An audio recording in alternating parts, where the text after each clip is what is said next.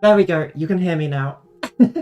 Thank you. I'd muted my microphone to record something at some point for the last video and forgot to unmute it. So hopefully you can hear me now. I just need to grab a couple of other things before starting and then we'll be all good to go. But no, I hope that you are all doing well. I need to also do the trick of tilting my glasses slightly just so you don't see as much of the glare from everything. A perfect one.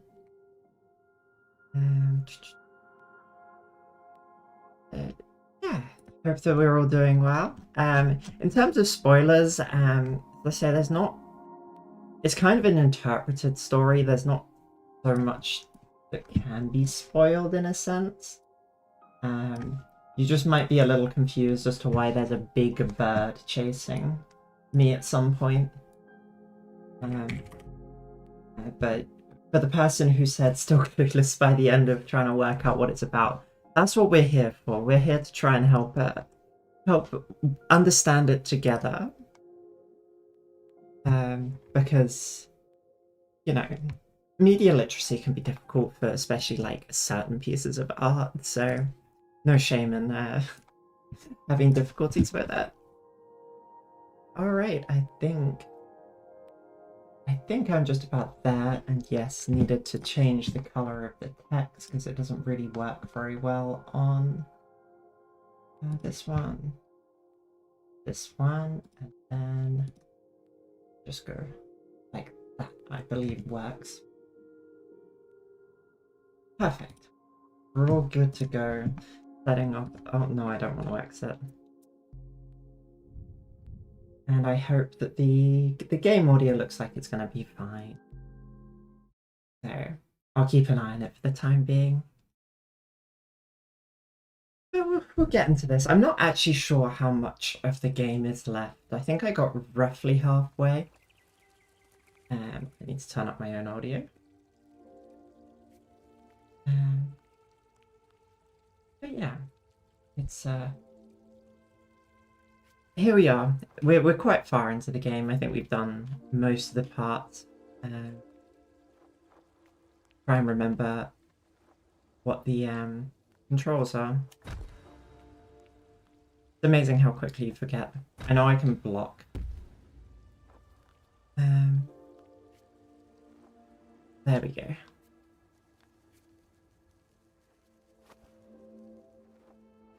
But I do roughly remember where to go, so we won't be stuck too long going nowhere. Just always beneficial. But essentially, to get you up to speed, the main premise of this game is that our mother has passed away, and it sent us down into the depth of despair, and we've kind of fought through various stages of grief. And so I think we might be at bargaining, but I'm unsure. But we're pretty close to the end, essentially. And each kind of level has like a different like mechanic. It's a platformer type thing. So this one seems to be things appearing with the light. And these red birds like allow me to like fly. That's basically all you really need to know in terms of what's going on. And there is a bird that has occasionally chased us. And there is water as well that we can swim in. But it's a very beautiful game, and yeah, we'll try and figure it out together. But Cat's back as well. We went to get some water. For a cat, because often cats have like difficulty getting enough water, especially if you only feed them like dry food, which is why it's normally pretty important to give cats wet food. But she drinks so much. And if you ever see in like the background of some of my videos, there's a like blue cup just on its own, like a blue plastic cup. That is her cup. She owns that cup. Oh damn. because she seems to like drinking from human things. And I'm not going to stop her. I don't actually know if I'm doing the old, I don't know what is actual progression. But this feels like more of a secret, so I'm doing it. Because there are like little collectibles as well. There is also a way I can sing, but 100% forgot that. Yeah, so these are like little mementos, I think they're called, which is just like collectibles. I think something good does happen if you get all of them, but I can't remember. And if we've got time at the end of this stream, maybe I'll have a look for them. But in general, I just want to push forward and make sure that the stream stays interesting, because it's not too much fun if you just watch me go around the whole time. In some ways, that's why I kind of only streamed Silksong once, is that, you know, that game gets tough. I don't really want to make people watch me fight the same boss like every single time. Also, it feels like there's 100% something over to the left there, but I feel like I'm also just going to make myself get trapped.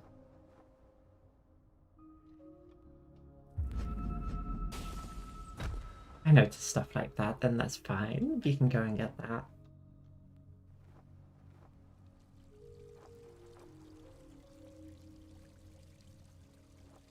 But no, I have continued playing Silksong in my free time.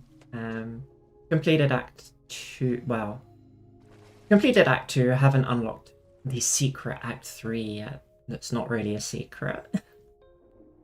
But almost there. Been really enjoying it, but I think on streams I do prefer a bit more cozy, because I'm not gonna lie, Silksong did make me kind of yeah, I like Silksong. It did make me quite angry at some points. Yeah. Like I streamed it once. I streamed just like the opening of it because it's where it's a bit easier and I wouldn't have to do the same boss like 100 times. But like there have been points where I don't really want an entire stream just me being annoyed at a single boss type thing. Like I think it is a streamable game, but not for my personality. I think I can, despite my appearances, like sometimes I can get annoyed very easily, and I don't think I want people to see that. I don't think me rage quitting is what I want people to see. Why is this? I'm guessing this like a. No, that's not. This is the same thing. I mean, I'm sure that some people derive like great joy out of watching me get really mad at a video game, but not quite what I want to do. Do you disappear at some point, or have I got to do something?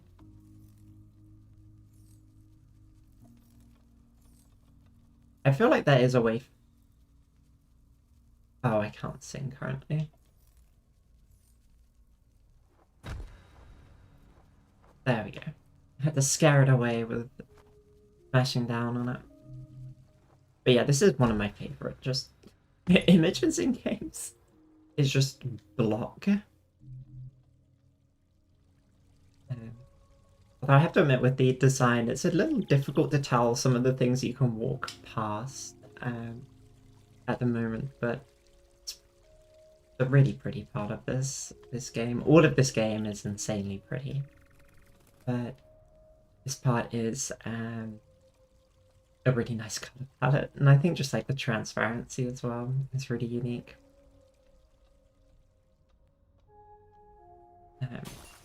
But probably not that you can tell, because I'm quite small in the corner, admittedly. But I did actually do my makeup, trying to imitate Gris in a way, the main character. And that's the other thing. If you weren't here last time, I've spent the entire time playing this game. Hi, Message. I've spent the entire time playing this game in like the past, thinking there was a pronounced Gris. Because I speak French, and that's how you do it. But it's actually a Spanish game, so it's pronounced more like Gris. I can't do the Spanish R, so apologies for pronunciation, but you do actually pronounce the S, so I apologize to Gris for constantly mispronouncing her name. Oh, looked at chat. Hope you're doing well, Message. I think it's going to be a nice quiet stream today. That's alright.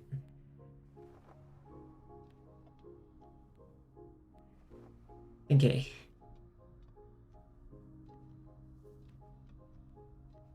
I think it's I know that a lot of creators are.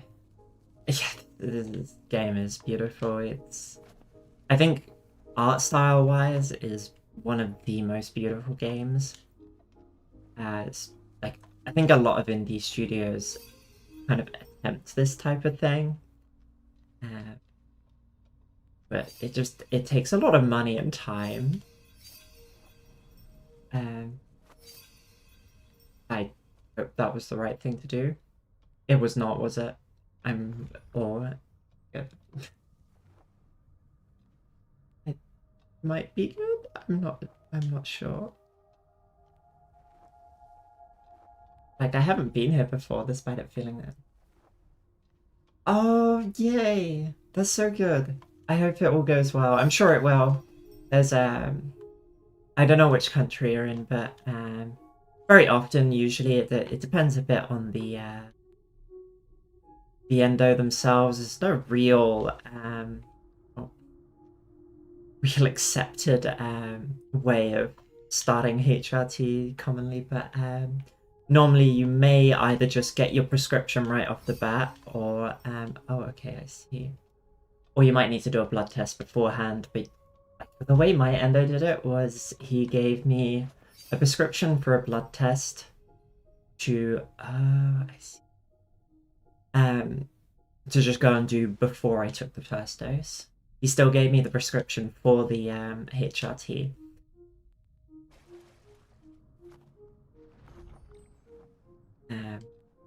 So I could start as soon as I did the blood test, which was like the day after the appointment.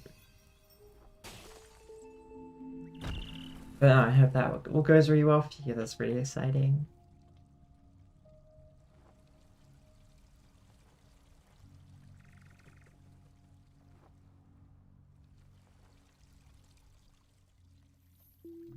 So, yeah, I think I said last stream that I'm gonna be kind of essentially leaving Canada once I kind of leave for my bottom surgery. And I had an appointment with my endocrinologist, I think it was Tuesday last week. And it kind of really hit that was going to be my last appointment with him. Obviously, I don't see him that much. I kind of see him like essentially like a once a year at this point, but like being here from the beginning, and it's like I think it was like the first proper goodbye that I'll have, and that kind of hit harder than I thought it would. And because he's a really nice guy, as I say, don't see him that often, but he's a good guy. He cares for a lot of trans people. I think he essentially cares for pretty much all of the trans people in Quebec, which is incredible. He does a really great job. We all love him.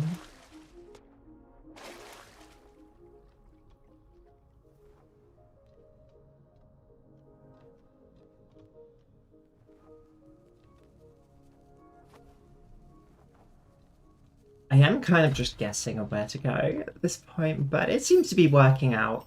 I say as I... Oh, never mind, I can't go this way.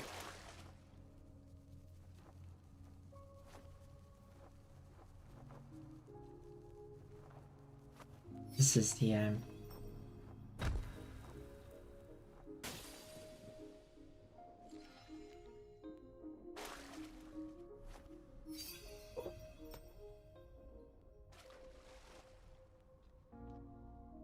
to make a tree light up again.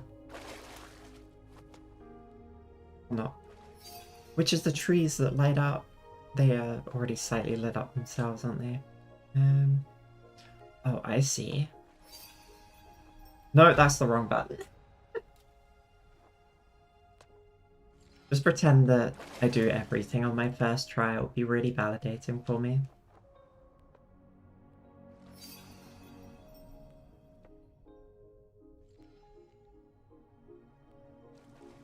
Oh no.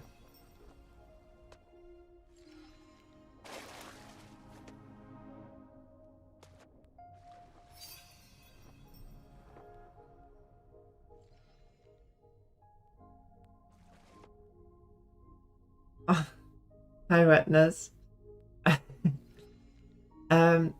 Yeah, it was definitely a emotional beginning to a video. I think it was difficult to film, but it's like it's one of those things where I kind of remember that moment like it was yesterday in a sense. Oh, go to the right, don't I? I think it was important for me to get that emotion across. But I hope it was like not a bad cry. I think the weirdest thing for me is when I've done that, because that's the second time I've kind of done boy mode in a video, is when I don't wear eye makeup, I realize how bad like my dark circles are.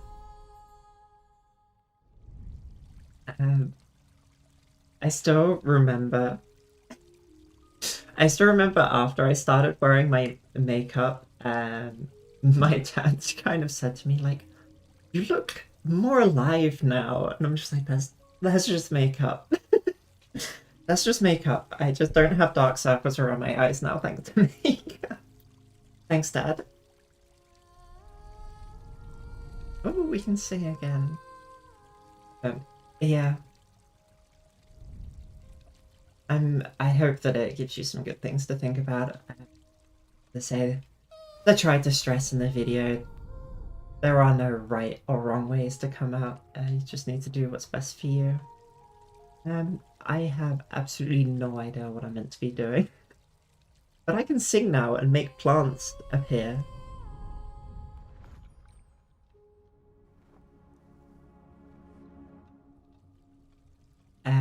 Like, I think the thing is, it's like, now it doesn't exactly bother me to, like, boy mode, because I know, in a sense, like, it's not me, I know. I can't help but feel like going the wrong way. Like, I wanna sing at those big flowers. But yeah, it definitely does have some baggage for sure. And I don't really have many of my old clothes either, so can be a bit awkward to try and find a boy fit when I don't really have many boy clothes, so to speak.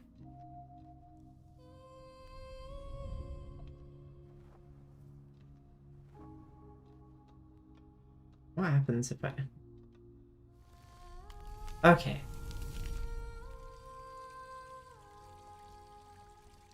Yeah, a lot of this game has kind of been... The main thing is that she's lost her voice. She couldn't sing. So being able to sing is a sign of coming to acceptance with her loss. I think I need to continue to raise the water level.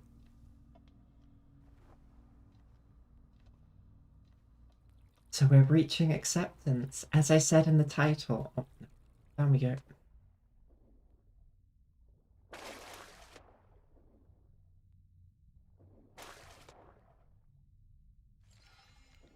No, not up that.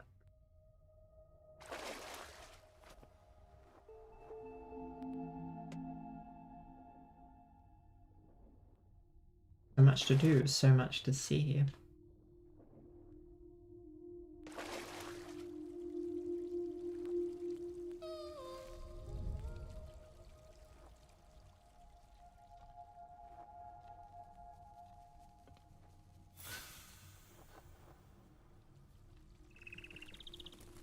I did move. I didn't move to start my transition. But I did transition after moving. It just kind of happened to be that I was in Canada as everything kind of came together, so to speak. Essentially, I think I have spoken about this in a video, so I don't mind talking about it. But I moved to be with my ex. So it was a long distance relationship that started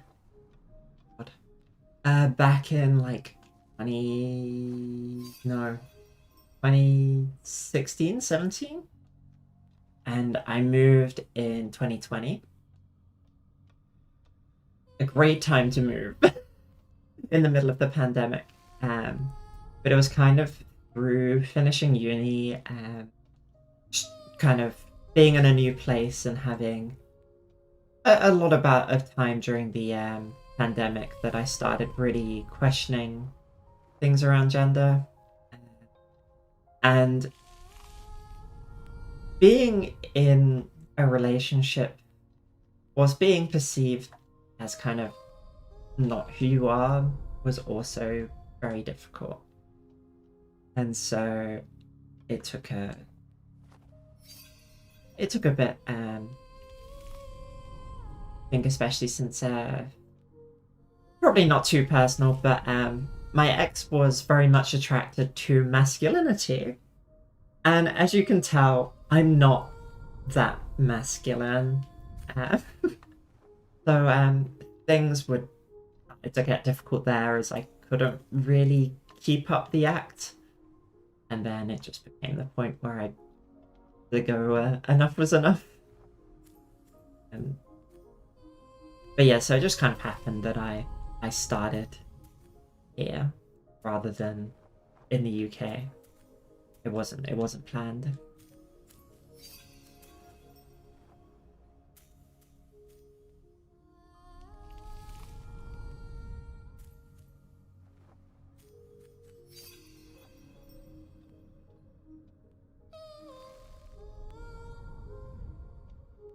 Yeah, so I think I'd already had like a trip to the UK planned before coming out. Like, so I kind of had. I didn't want them to meet me at like my mum to meet me at the airport and for me to just be, oh hi, yeah, this is me now. Surprise. I came out a bit before heading, like visiting my family. And then I was able to get do my name change pretty easily, change stuff at banks and whatnot. Changed my name on the electoral register. There are so many little things where you need to change your name. It's quite frustrating. So if you can limit yourself to one name change, it's useful.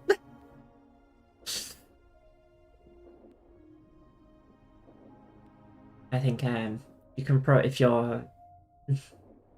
if you have someone who took their a person who took their husband's last name or even their wife's last name, it definitely happens occasionally. I'm sure they can also tell you how frustrating it is to change even just last name everywhere.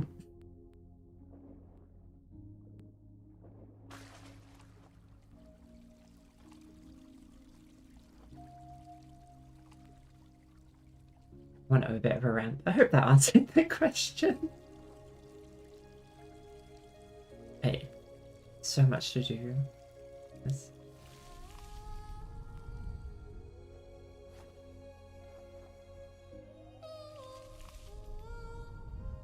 Yeah. I think it's I think early transition can be like tough in a sense because there is so much to do and you can feel like so much you can do. It's not necessary that you have to do all these steps at once, but it can feel like you have to. And so it can feel really easy to get overwhelmed and I think just take it as you go. and you'll get there. And I think one thing I tell myself is no matter how like quick you transition, it's always kind of too slow, and you're not missing out on too much by maybe not going that tiny little extra bit quicker. Just be patient and kind with yourself. Oh, I wanted to be a side. It's prettier. Also, that moon is beautiful in front of this. Why not have enough?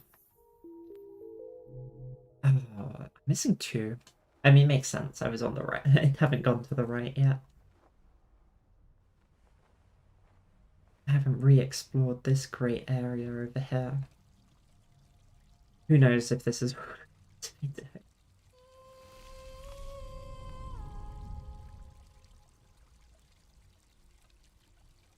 And I think, especially with early transition, I don't put so much pressure on yourself to like have things perfect, especially with like makeup, clothes, and that. I don't own a lot of the clothes that well, I think I missed the opportunity to get that. I don't have a lot of the clothes that I like started out with because my style has changed. And it's also okay if sometimes you realize that I'm not thing here. I mean, makes sense.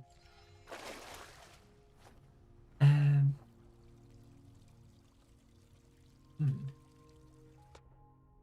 yeah, just enjoy the ride and don't put too much pressure on yourself to get everything right first time.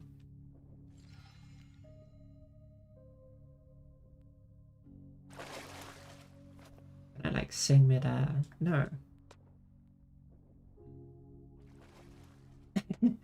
Oh, it's fine. That's what I'm here for. I think I can make anyone's transition like slightly smoother. I'm happy. Like I wouldn't say like I was in the dark during my transition. I didn't really like during early transition at least. I don't really know that many trans people or anything in real life. They're just little things that you kind of pick up on your own. I'm really not sure where I'm meant to be going right now.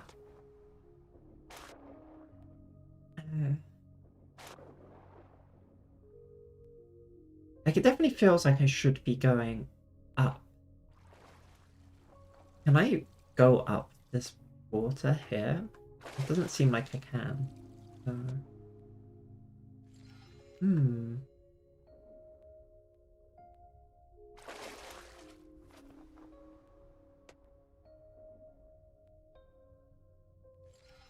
I am so very lost.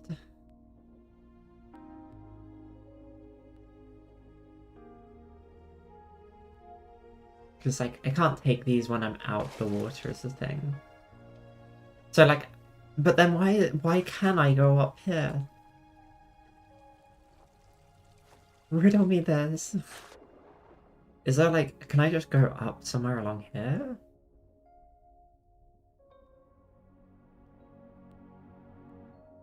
There's flowers I can sing through here. Oh. I thought that was a collectible.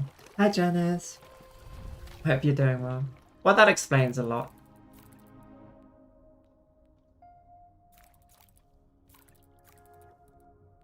We're on the move. If you've got really serious arachnophobia, maybe don't look. I think it's not spidery enough, but just in case.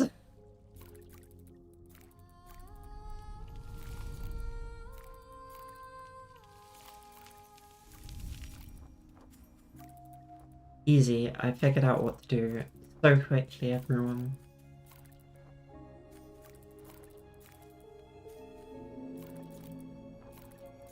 Ignore my failed attempts at jumping, though.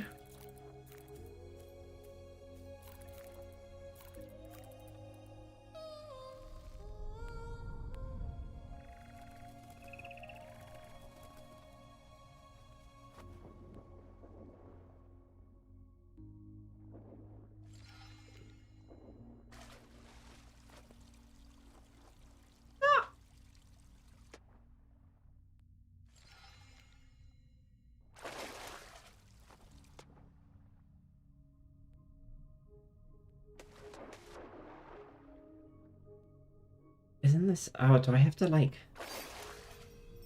Wait, what? Okay. I was a little confused. I was like, I swear that's like the gravity line. But... Hey-ho. I do need to use the soundtrack more, actually. I think I've used a couple of songs from it. I definitely use a few more. That confused me a bit. Collectible. I think I've found more collectibles on this level than any of like the other ones.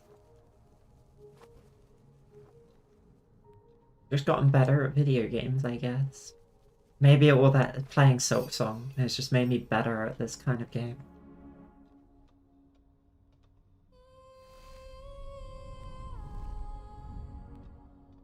I think, talking about games, I have been struggling a bit on what kind of games to play, because I think it would be useful to have like a stable game that I could kind of go back to playing every so often. But like often story games, the more you play a story game, the worse it kind of performs. But like a multiplayer game or something like that, I think, well, Sonic Crossworlds is coming out next week, which I'll definitely be playing. So maybe that can work. Like a few people can join as well, which I think would be pretty cool. I have to work out how that works, so depending on how many people are watching the stream, but in general, I don't think there are enough, so to speak, for it to be too much of an issue. I think it would be fun to do something a little more interactive in terms of gameplay wise. It's difficult to regulate. Make sure everyone's getting a fair shot.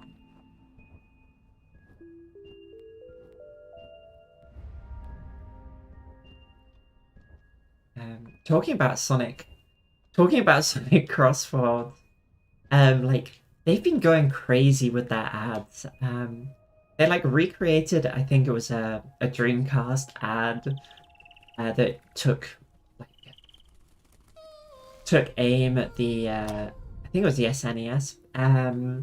But they recreated it for basically Sonic Crossworld just being superior to Mario Kart World in the most direct way possible, and damn, that shade is incredible and I'm here for it.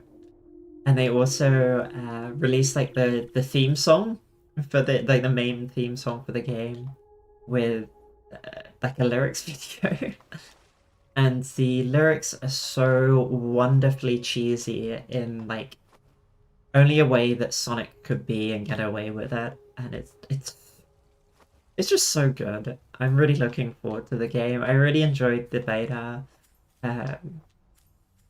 and because I don't have a Switch 2, but even if I did, they kind of have just shot that game in the foot by essentially taking out anything that anyone liked about that game and making people enjoy the bits, like trying to make people enjoy the bits they don't. Like, because it's open world, but they haven't really done anything with that open world. They did the intermission tracks and then forced people to play them, which no one really wants to do after like a few hours of gameplay, because they're pretty basic straight lines rather than, you know, well thought out tracks. Who would have thought that well thought out tracks would be more fun than, you know, a road to get between these tracks?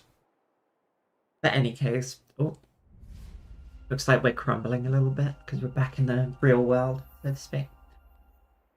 But yeah, and what else did they do? They also like removed some of the mechanics that like time trial people were having a lot of fun with, and made all of their efforts, like all their world records and things, like worthless. It just seems to be like, Nintendo, why are you hating your community? Please stop. I have a feeling that we may finish this game a bit before stream ends. Because I think this is the, like, ascent to the last level. Oh, bye, Mesange. I hope you have a good day, or wherever you're heading off to. I hope you have a good time. Oh, we're being chased by eel or bird.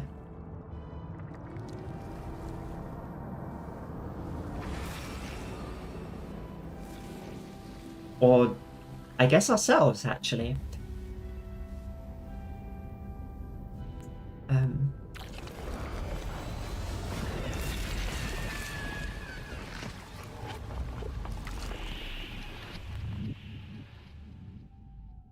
That is mildly terrifying.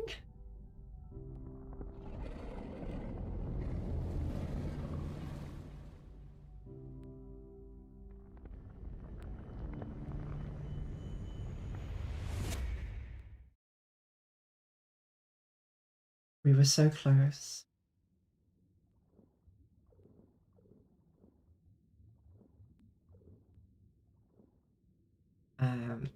I'm gonna go out on a limb and kind of say that this is a bit of a relapse into grief, as it's not always a linear process to acceptance. You can stumble, and you can fall back. These are also, if you weren't here last time, these are parts of statues of that represent her mother.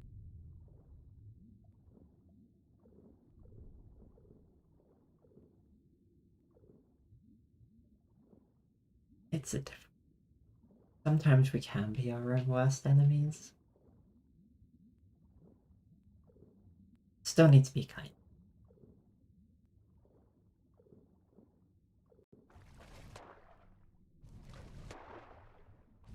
I'm assuming we still have the ability to. Can we sing? Ah, yeah, we can still sing. Still bring a bit of colour back.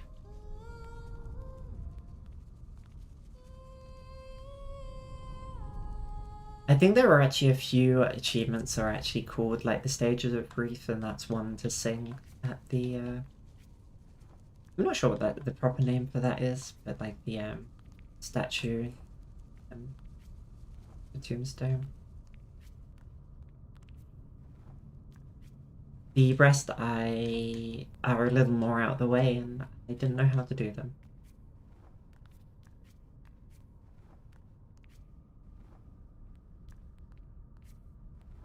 We're climbing back up out of our own self-inflicted whisper. Just the important thing is just to get back up. Oh, yeah, this is the hand of our mother.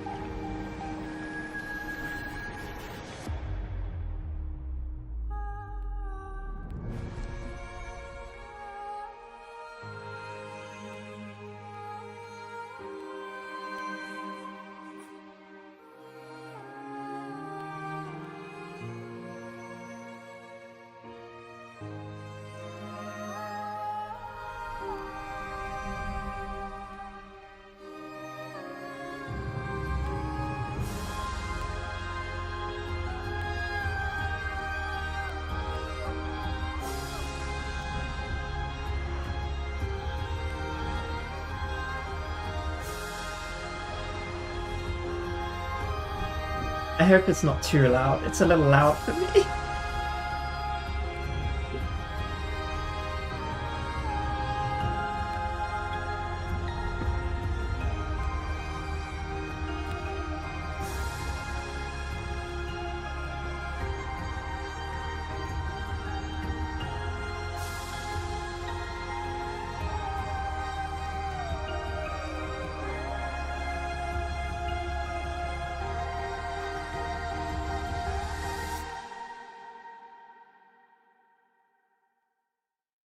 I'm definitely not slightly crying.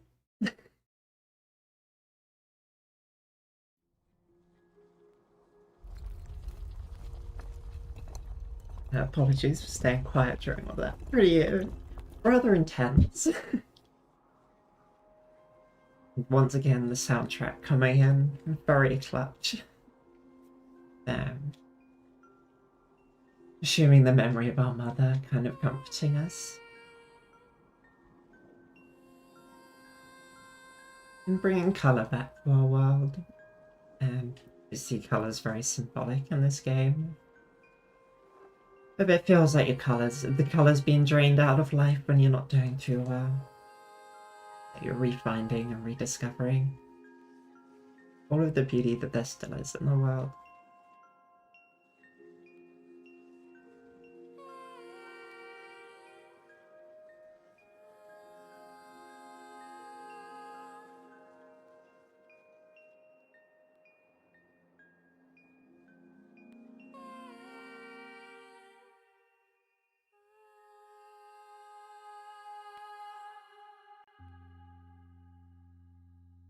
That is the end. That was definitely a lot less left of the game than I thought there was. I'm slightly not sure what to do. I probably would have finished it in the last stream if I knew it was only going to be like another 45 minutes. But no. No, the question is, what do I do? And I don't know how on YouTube if I can like change the title of the stream. Oh, I can.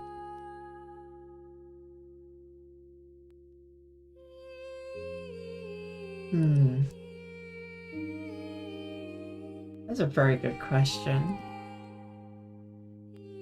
Leave the music playing whilst I am. I suppose. What was the second most thing? So I have a feeling that I didn't install either of the like options that was second. There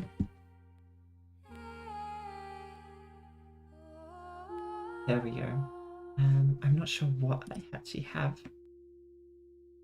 What came in second? It was Lego Lord of the Rings. How long would that take to install?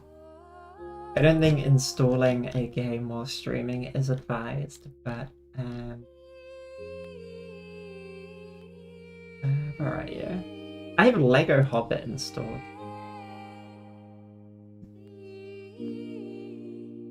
It's 5 gigs. How long does it think it will take? Oh, okay. Hopefully the stream won't suffer too much whilst I'm doing this.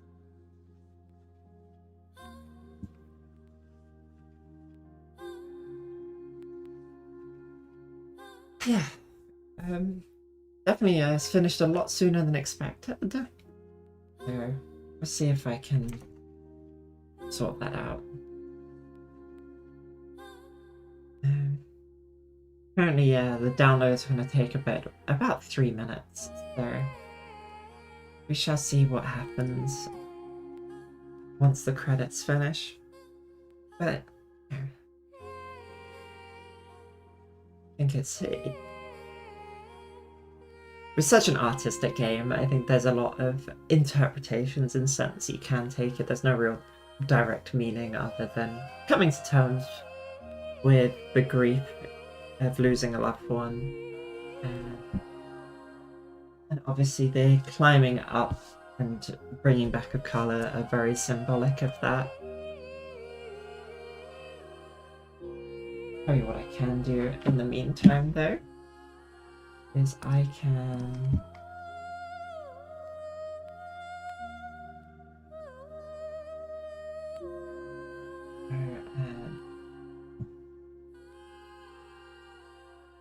Grab my water because I've got to grab that.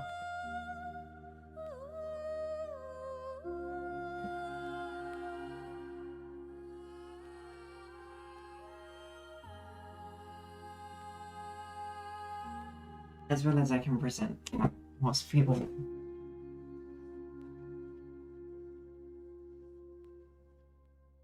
She's my little comfort animal. Even if she has no idea what's going on. You can't hear her, but she's purring incredibly loudly, right? She is one of the... Oh my goodness, I just got the achievement for finishing the game, so I never actually finished playing it the first time. Despite getting to the last level, if I remember rightly. But now my makeup makes no sense if we start playing Lord of the Rings. Because I wore black and makeup to match with it. Have a quick... Yeah, so you can have a look at some of the concept art.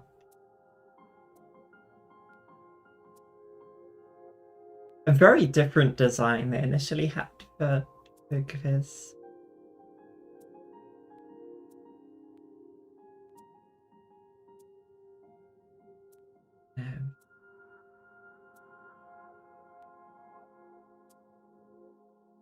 Incredibly different. I assumed that the colors would be... Oh, you can go.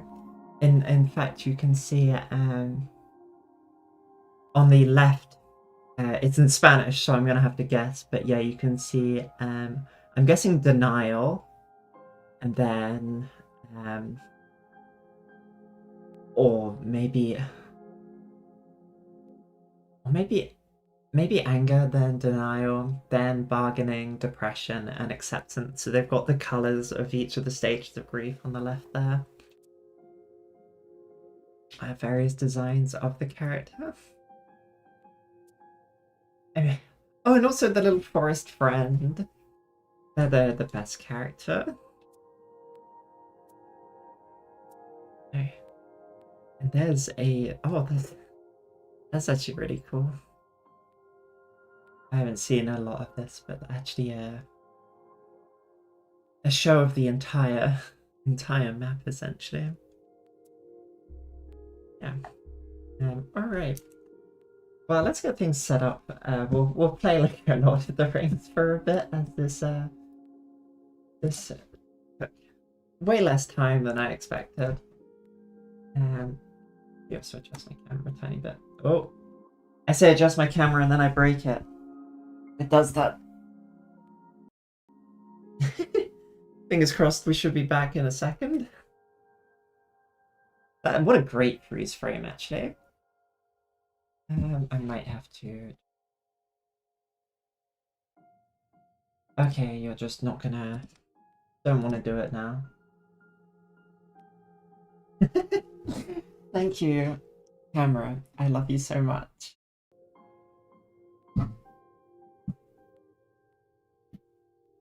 Give it the old restart and hope that restarts it. Otherwise, I will need to go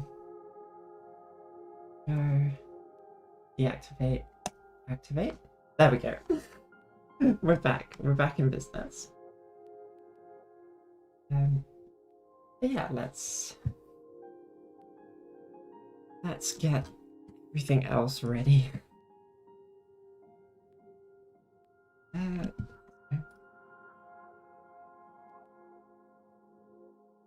Oh, I did not close down Gris. Yes.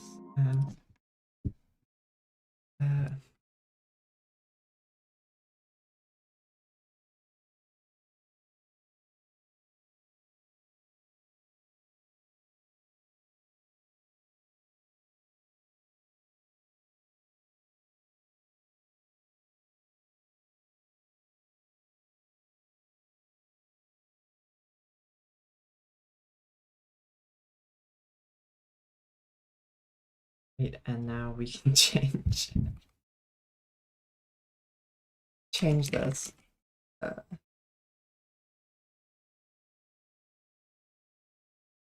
Yep. Sure, sure.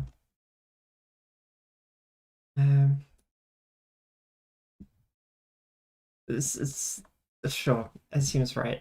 And now we go quick actions, edit stream info.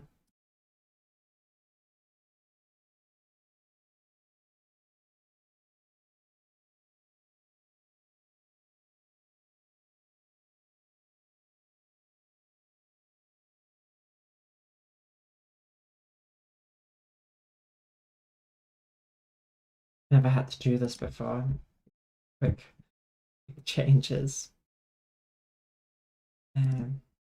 Fingers crossed. Oh, I will load up Lego Lord of the Rings first because it'll probably deafen me.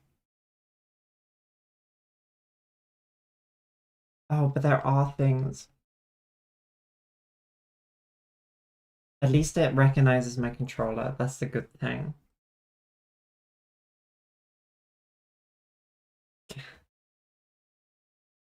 Okay.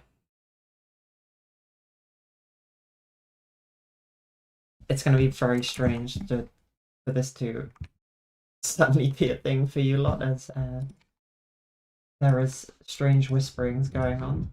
But we shall go with... Where is it? There.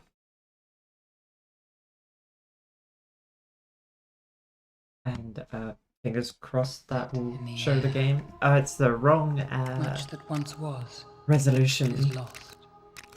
So we'll up that. Now live. Oh, have You you? remember it. Yeah. Will that? Oh, nice.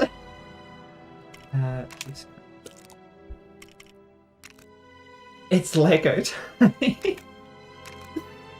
We will ignore the fact that the background is pretty out of place for Lego, especially Lord of the Rings. With the forging of the But great we'll go. rings. 3 were given to This will probably mute it for you. the That's fine. elves, immortal, wisest and fairest of all beings. So this game does just use 7 to the dwarf lords. turn down the game volume a tiny bit. That's fine. Great miners and craftsmen of the mountain halls. But it just uses voice clips from the And actual 9. films themselves. 9 rings were gifted to the race of men, who above all else desire power. It is a very free background. For within these rings was bound the strength and will to govern each race.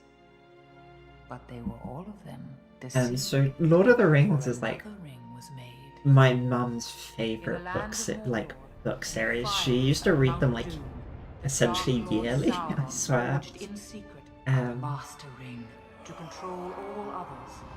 I very much enjoyed the films, but I never got around to actually reading them. I ended up with like my mum's like trilogy box set of books on the side of my bedside table for years, meaning to read them, but never got around to it. And on the slopes of Mount Doom, they fought for the freedom of Middle-earth. But I think it's a very good story.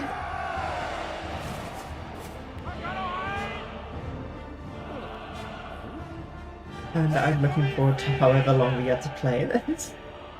Oh, we actually play this bit.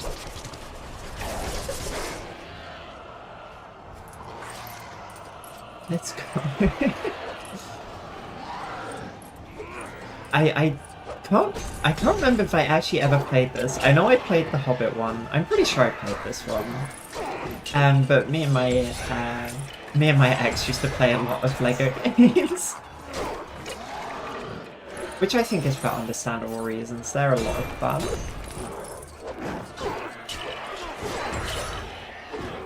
They're very goofy, and I think a very special kind of game. But I have to admit that I know that a lot of people like the newest like Skywalker Saga one, but I think I'm too used to the old ones, so it just didn't really land for me. So I ended up going back to the old ones, the originals, to play them. Because I think like anyone who grew up with siblings as well also has this nostalgia if they played any of the Lego games with their sibling. I played some with my brother, and a lot of memories of just essentially annoying each other by killing each other. And also, especially when the camera was fixed, just refusing to move and just not letting the other person go past.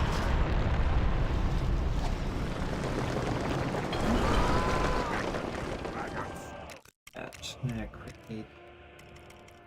I think I might have to do that in OBS. Oh, I have to actually hold it down and do it. Okay. I have a special sword, I guess? I'm unsure.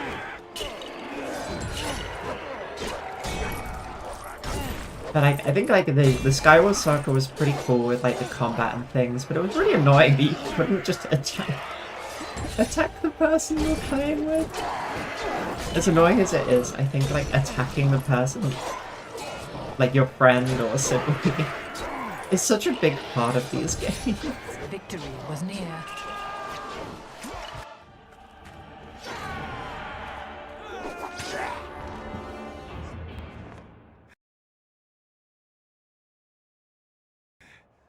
But the power of the ring could not be undone. Oh dear. Big mean Sauron.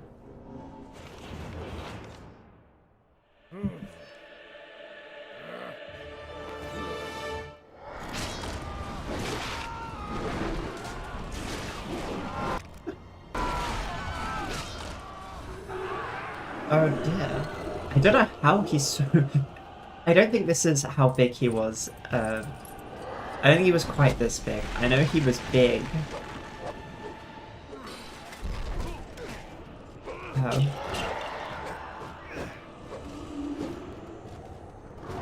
Guessing that he has to hit the ground. And I attack his finger. Oh. Ow.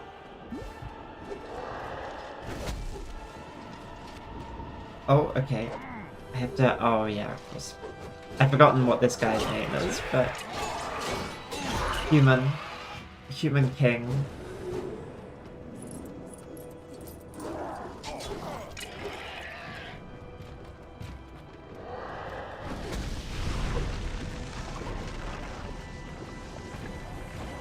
It's very imposing.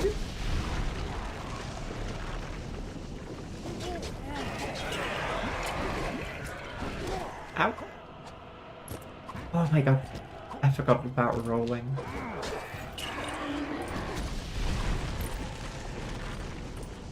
I have a feeling that I'm not going to be able to do the, I wonder what, like, the true Jedi is called in this game. True King or something?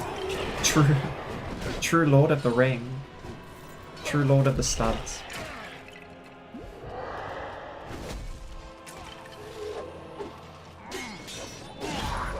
I have to admit, I would like to see a little more of what's going on.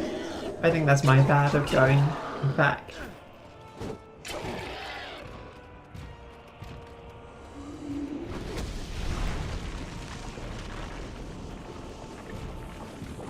They may have dragged out this section a little bit too long.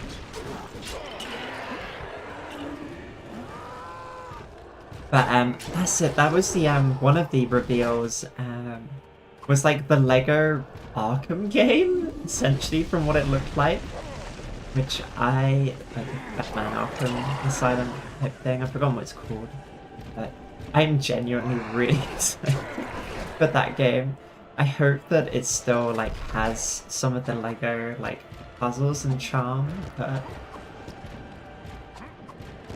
it's difficult to know how it'll go.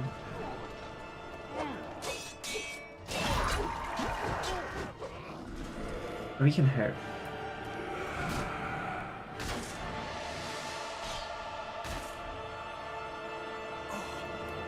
was in this moment that Isildur, son of the king, took up his father's sword.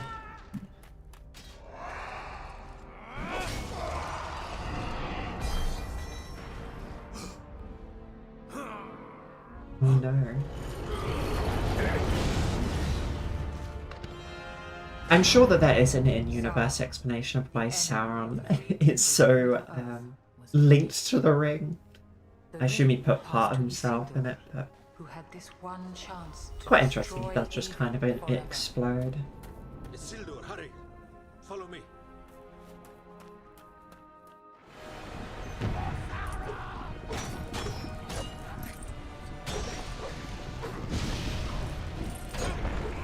I'm literally fighting with the broken sword.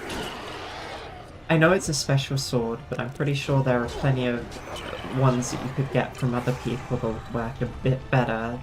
And you could still keep this one for the future.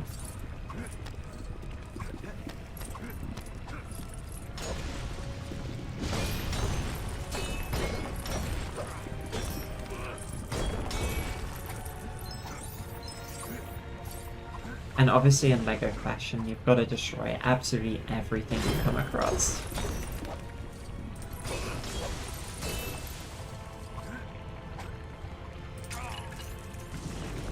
Lava Hot. If anyone was there during the Silk Song, I really wanted to try and get that blue stud. I really enjoy jumping into lava. A bit of a personal hobby, I think. It just looks so inviting and warm. Especially now things are getting a little colder. I'm still not quite there yet. But I know that I really need to wear more of my dresses like outside before it gets too cold to do so. Or at least comfortably do so. Like if I'm going out, I will still brave the cold to wear a dress or something that you probably shouldn't be wearing in cold weather. But maybe I should still do it a bit more whilst it's still comfortable.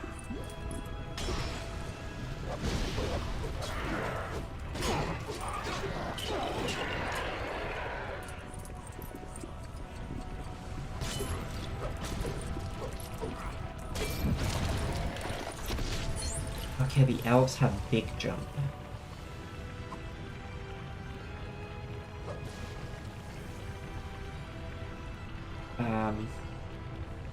Okay.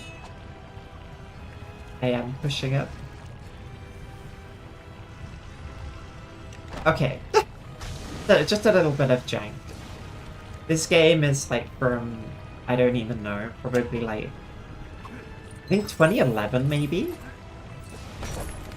So it's not a surprise that there are maybe bits that are a little bit buggy.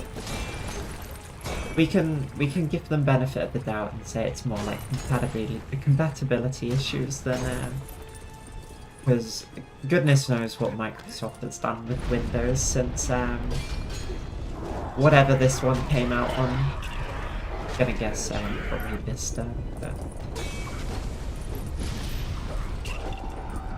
it's hard to know now when versions of Windows came out, you know. Why can't we go back to like Windows 98? It's easy to know when that one was around.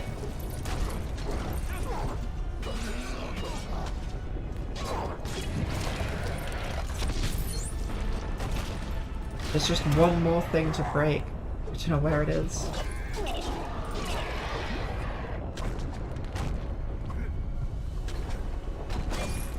I'm gonna assume that it was in a secret location and not that I just straight up missed it.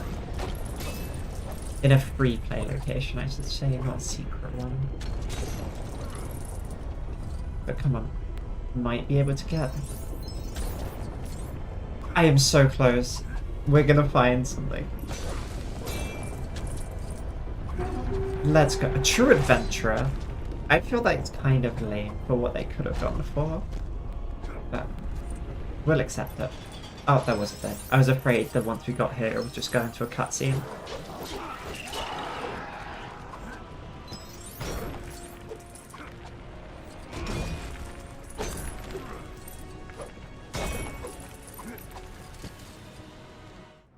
Oh, I wasn't too wrong. Cast it into the fire! Oh, Destroy no. it! The whole series could have been avoided. Isildur But just the hearts of men didn't fall are the easily temptation. corrupted, and the Ring of Power has a will of its own.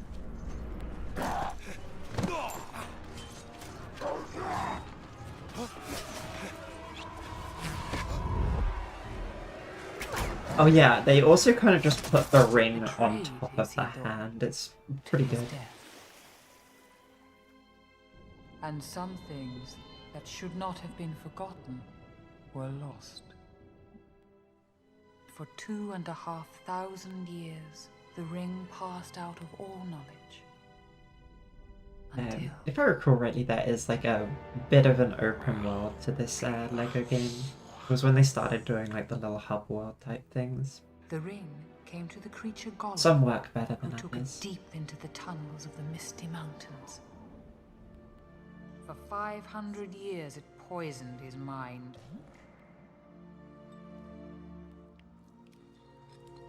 But something happened then the ring did not intend.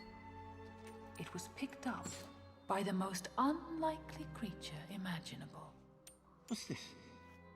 A hobbit. Bilbo Baggins That doesn't look like of the Martin Shire. Freeman. A ring.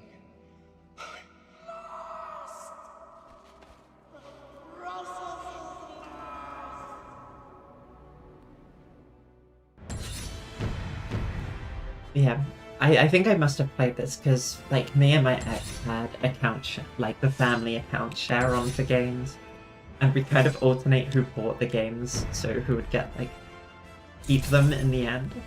But yeah, I never played this on my account, so I got an achievement there. I'm gonna be getting achievements. There's gonna be the dopamine hit.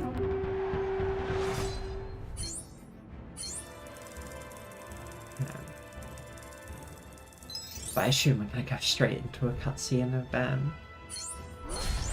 Frodo and Gandalf. Oh yeah, and you instead of like gold bricks, you get mithril bricks.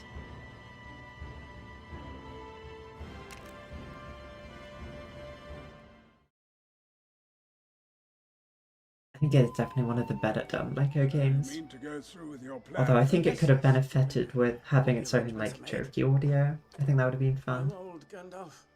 I need a holiday. You will keep an eye on Frodo, won't you? 2 eyes, as often as I can spare them. I'm leaving everything to him. What about this ring of yours? Is that staying too?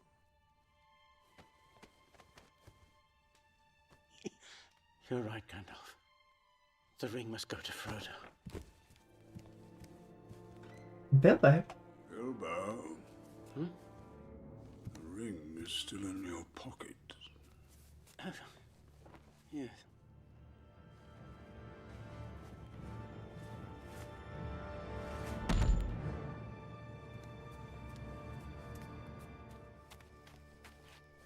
Goodbye, Gandalf. Goodbye, dear Bilbo.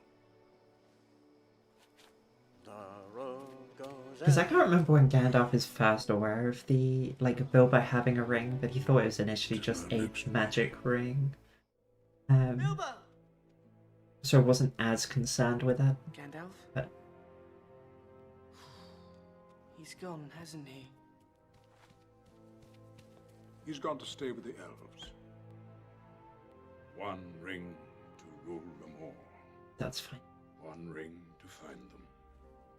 One ring to bring them all. And in the darkness, find them. This is the One Ring, forged by the Dark Lord Sauron. Sauron needs only... How much I'm not that into Magic the Gathering, but I know that there was obviously the crossover set that they did, where there was like the One Ring, but the literal One Ring card. Confound it all, Samwise Gamgee! Have you been eavesdropping? I ain't been dropping no eaves, sir, honest. Oh! Samwise is my favorite character, by the way. What must I do? Wait for the village to breathe. I'll be waiting for you at the Inn of the Prancing Pony. I must see the head of my order. You'll know what to do. Keep it secret. Keep it safe.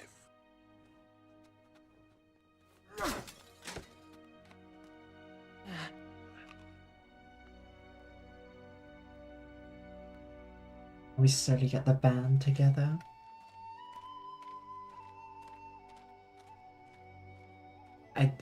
I think the hobbits are like some of the better characters in this franchise. They're just kind of so naive and innocent. But here you go, this is the like open world part of the game. And you can do like quite a few activities around, I think. As well as my hero, this will probably tell us a bit. Yeah, so they're like random quests, I think. They're like quests, people to talk to, and I guess minifigures to buy, and then it's got the actual quests themselves. I don't think we can replay missions. Oh yeah, you can. There you go. There's the first mission you can go back to if you want. I think it's a fun way to do it. Oh, and you do just drown if you land in water. But I think this is the aftermath of Milko's party. I'm unsure.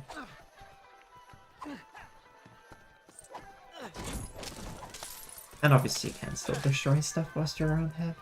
But if I remember rightly, I don't know if it's in The Hobbit or this, because The Hobbit also has a very similar kind of open world. I vaguely remember being able to fish. But I don't know if it's this game or the other one.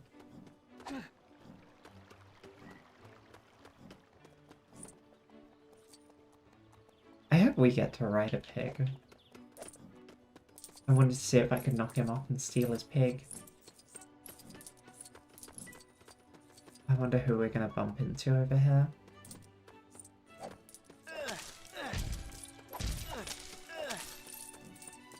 But it's like silly, it's very silly, like the details. Like look at how much that is to do if the depth of field cooperates. There's loads of silly little things to do in the open world. And you cannot walk through the spawn. In case you're wondering.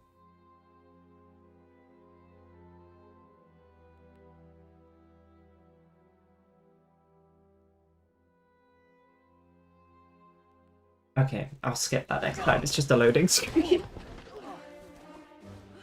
Frodo! Mary, it's Frodo Baggins! Hello, Frodo! I love these two as well.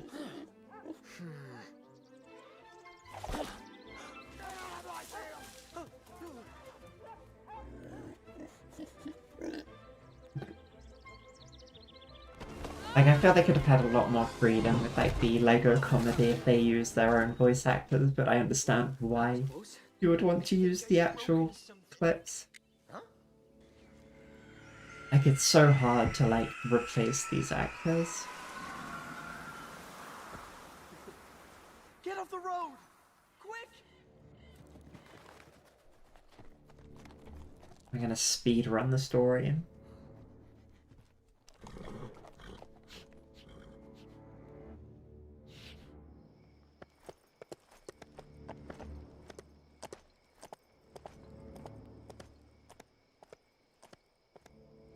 I get to control a party of 4 hobbits.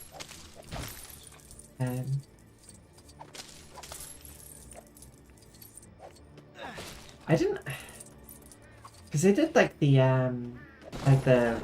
forgotten what it's called, but the like Bring the Power TV show that people did not seem to enjoy. I never watched any of that. Admittedly, I didn't particularly enjoy the Hobbit films either.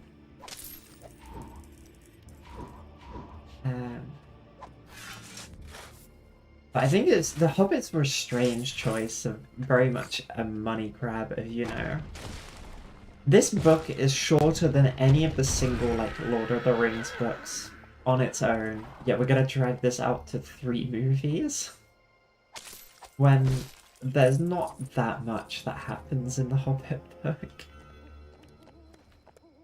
And can I get... I'm okay. That's probably the worst, the most poorly hidden mini-kit I've ever seen.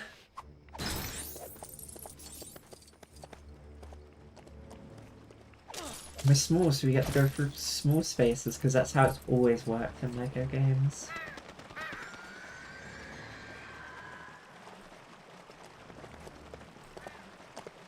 It's like...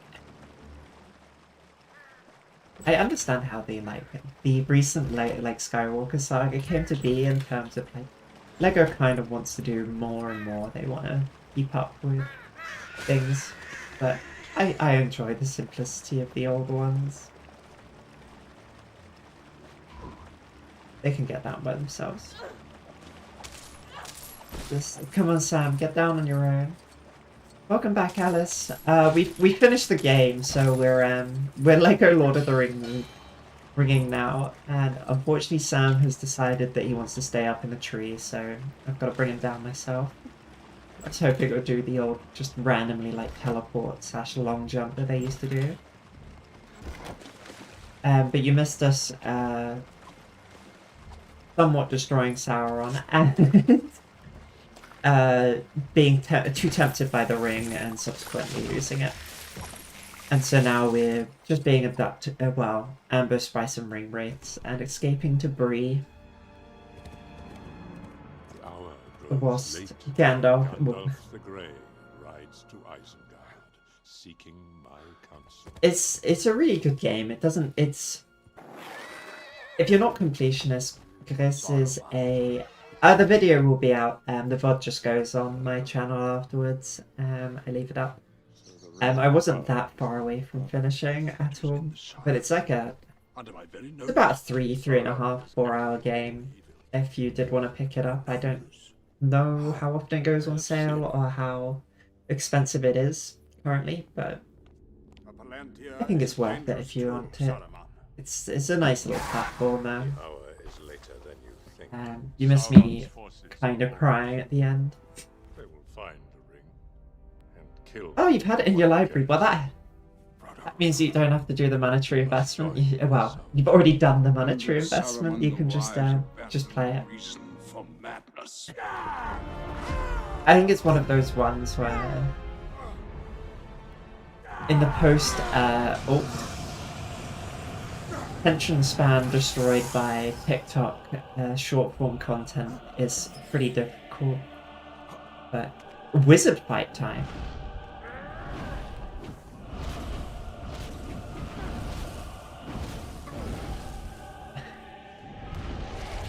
Were you expecting a wizard fight?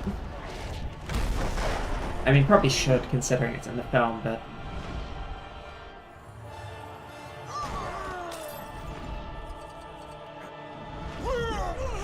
Oh, I'm going back up. But I don't... I feel like I definitely have played this game before, but I don't know if I'm just confusing it with The Hobbit, because I know I've for sure played The Hobbit. I haven't played this on my account, to say the least, because I got an achievement for completing the prologue. And that doesn't happen if you've already played the game, which surprises me.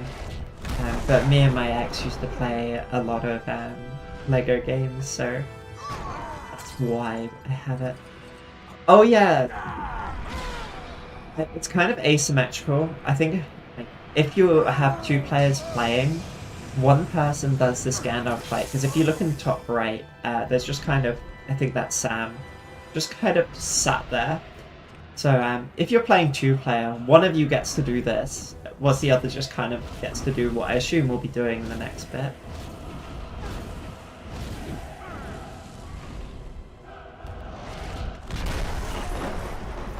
I am losing all of my stats though. This is a tough fight. This is the Dark Souls of Lego games.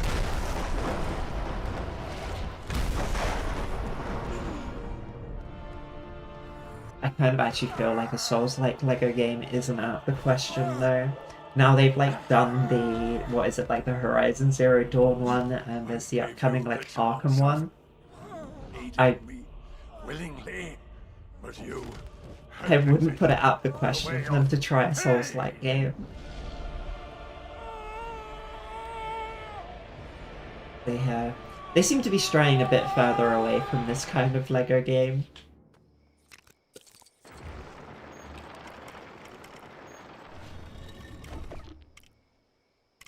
Oh, B. Oh yeah, you have like an inventory system. I can't remember. Did I just not do that properly? Oh no, that's just multiple ones. Okay. Good heck. Okay. I've got to do more. But yeah, so if you have 2 players, one person would have just been doing this whilst the other one was fighting Saruman. Which I think is quite funny.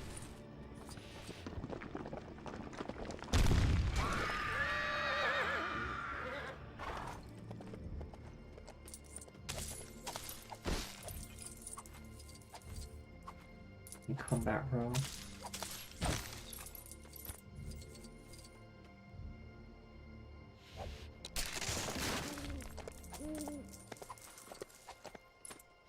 Also, like, if I remember rightly in this game, like, Sam just kind of has everything.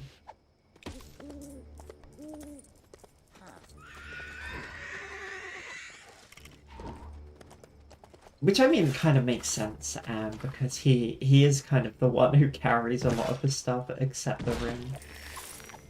Except during that one point that then Frodo gets mad about, but... Hi, CDH, no worries. We finished Gris, so now we're playing Lego Lord of the Rings, as it was second in the poll. I had to install it, but apparently I pay a reasonable amount to have okay, who's got the fishing rod? It's Mary. Sam is the true hero of the story. He is my favorite. Oh, okay.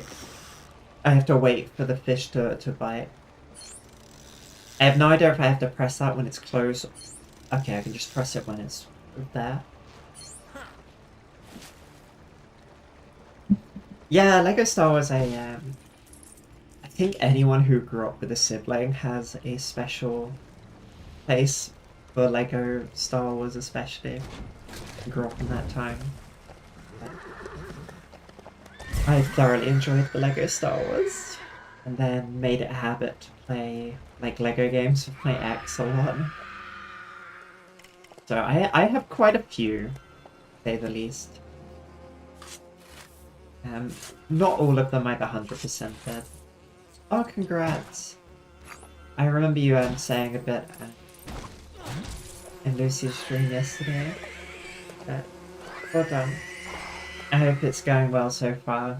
Obviously 5th day is very early, but it's still definitely a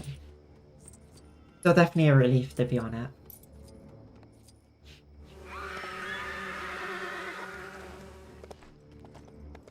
I think even if kind of actual, yeah. I think even if it's not directly due to the hormones, because I think some of that can take some time to stabilize, even just the fact that you're on it, you don't have to worry about that. It's a lot of worries off your mind, just in general. Just to have started and taken that control. Go over here. Thanks, Arrow. That Black Rider was looking for something. I have to leave the Shire. Sam and I must get to Gris. Buckleberry Ferry. Follow me.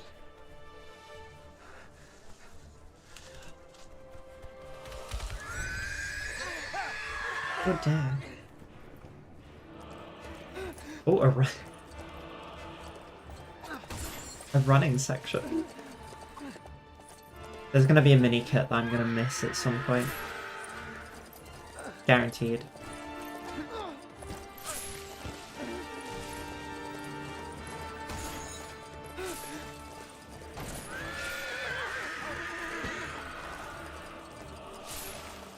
Told you, there it was. So this Lego game did come out quite a bit after. I think this one came out in 2011, so it's not one of the early Lego Star Wars Lego games, but it's not one of the late ones either. So I think it is definitely more advanced. It's got more mechanics, but still has that same kind of feel. It does have voice acting, which the early Lego games didn't have. I think it goes Lego Star Wars, Lego Indiana Jones, I think was the next one. Lego Pirates of the Caribbean was also an early one, so this is after those ones. So this one also has like more of a... and Lego Indiana Jones is a good one as well. Also, don't ask me why some people have coloured backgrounds. I don't know why it was so close to True Adventure, it's called in this game. If only I didn't die to Saruman so many times. But no, you'll see in a second that there's a way more developed like open world than there was in the original Lego Star Wars. Like this is like the open world. You've got. You're telling me the Wraiths can get across this? But yeah, so I can't. Yeah, you've got like this whole open world here. But there's a lot to do. You obviously follow these paths mostly.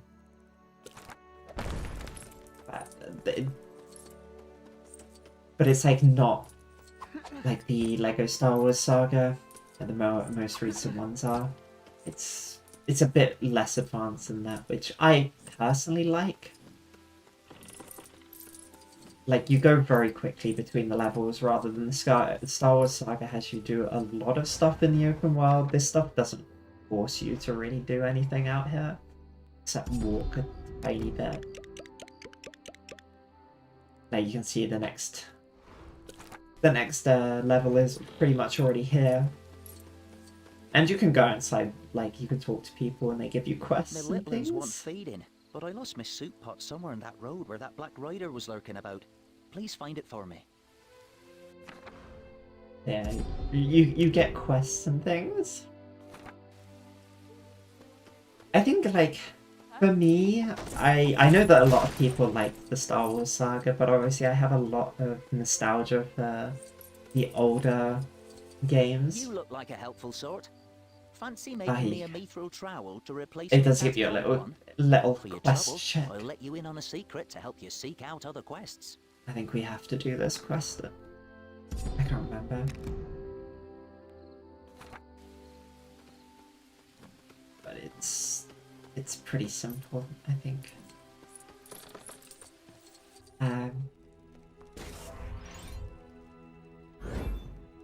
Okay, okay, we can design. We make stuff with mithril, I guess. Yeah. So these are, I think these are tools that you can just use in the open world. But yeah, I found myself in the Star Wars saga like just wanting to do the Lego levels, but it required you to do so much outside of the levels, and then the actual like levels themselves I felt were like a lot of set pieces rather than what the old Lego games were, kind of somewhat simple puzzles and things like that.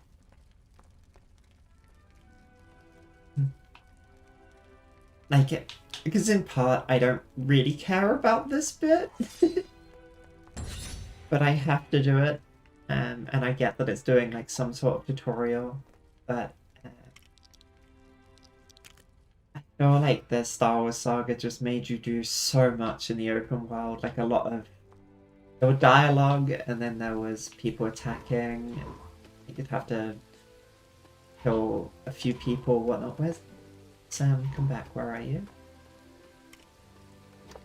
Where's this is?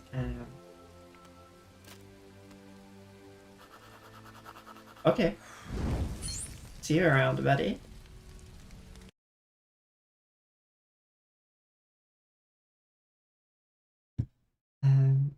But it's annoyingly this work this time. Just give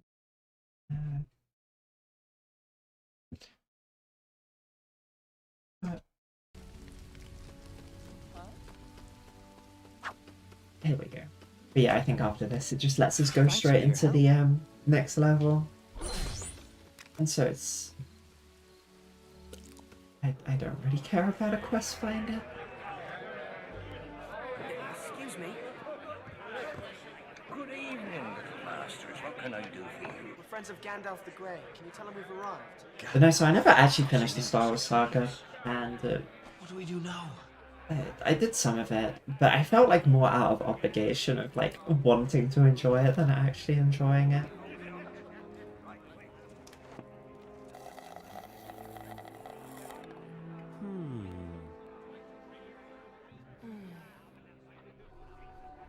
Yeah. What's that? I had a friend. I've never played World of Warcraft myself, but I know that I had a friend who used to play a lot of it. I think back in the day he even had some like Realm Firsts and things like that. But oh dear. But yeah, he lost motivation in it. And then World of Warcraft like Classic came out and he played that for a tiny bit, but it still didn't have the same feel, I think. Attention to yourself. I know what hunts you. Strider.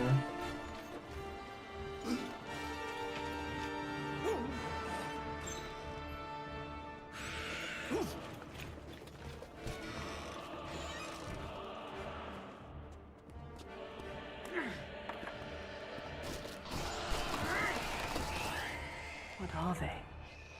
They are the Nazgul. Ring wraiths. At all times they feel the presence of the ring. Yeah. You're taking us into the wild. I think because the MMO that I have played is Final Fantasy XIV, and I think a lot of MMOs suffer from this bombardment of content. Because obviously, like, part of it is you kind of get to play it what you want. You can make stuff, you can do stuff that is not necessarily the combat. But it kind of throws a lot of it at you at once, especially if you're new starting it. It'd be very overstimulating. Because I'm also like someone who likes to know everything about something before continuing.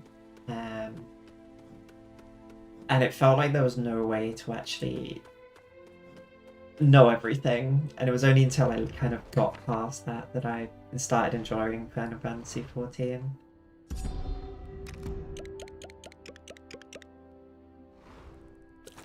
Like the longest time, I was so afraid to play with other people to let them down, but then I realized it actually wasn't as complicated as I thought it would be.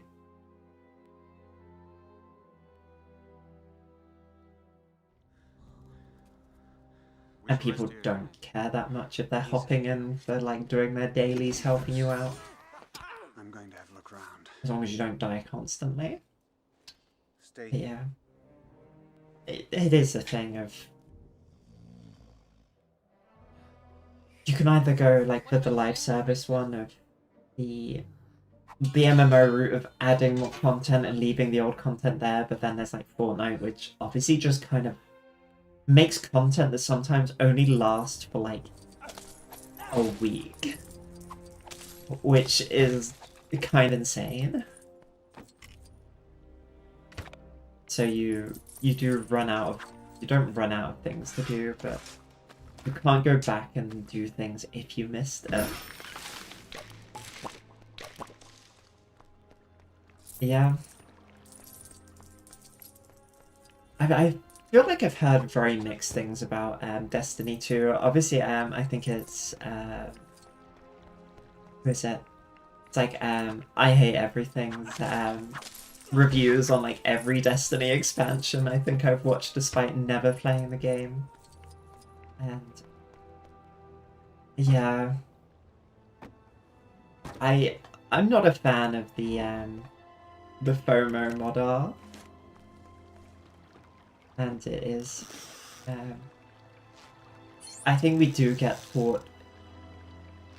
Well, essentially, video games started like competing for our time in such an aggressive way in terms of more just, oh, if you want to actually enjoy this game to its full potential, you have to play it every single day, all the time.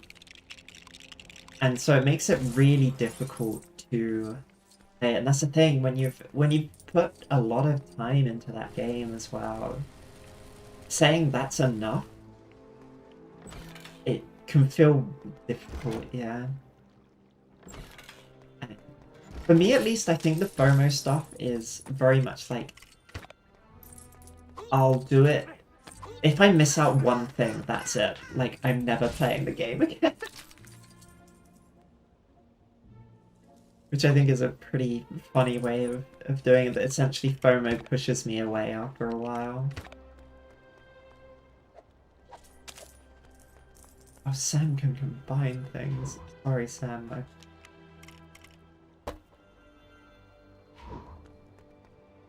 Can I drop stuff? Can I give it to Sam? Okay, there we go.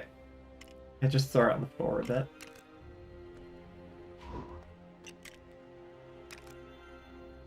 Oh no. I'm back.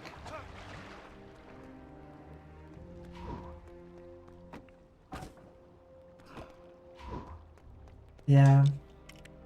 It's hard to say, because like some games I do really enjoy, but like I don't want every game to be like 40, 50, 60 hour experience. It's like I'm an adult, I have a full-time job, I have other things that I enjoy doing. Tomato, Sam?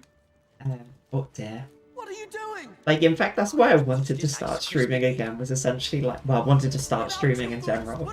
That's nice. It's just like, it gives me a time where I can guilt-free play video games for a little while. While still kind of working on my own little personal projects. Oh! That was a pro move.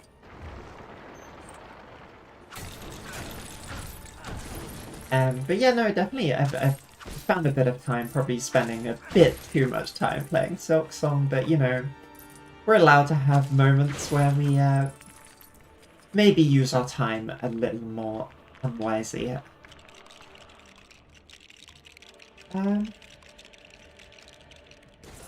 It could be. I do say oh dear, and that's lovely. Those are both very things that I say, but I think also they somewhat remind me of how my nan would talk. So it might feel a bit old person. What Oh, Sam, where are you? Yeah, that's it. I need to. Where are you, Sam? There we go.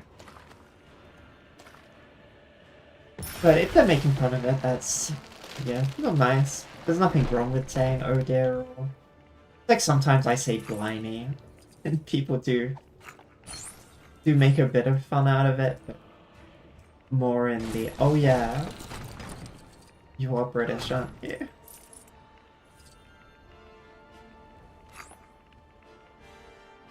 That is, yeah, that does sound like quite a British thing. I think like proper, saying proper as well is slightly British coded, but quite, funny enough, like quite is probably like, although technically I guess it would be less intense than saying the word itself. Like, oh, that's quite interesting. I don't know, sometimes quiet's a weird one. Pretty as well. Sometimes, like, in British English, or at least in English culture, sometimes, like, less intense adjective can be more intense than what should be an intense one.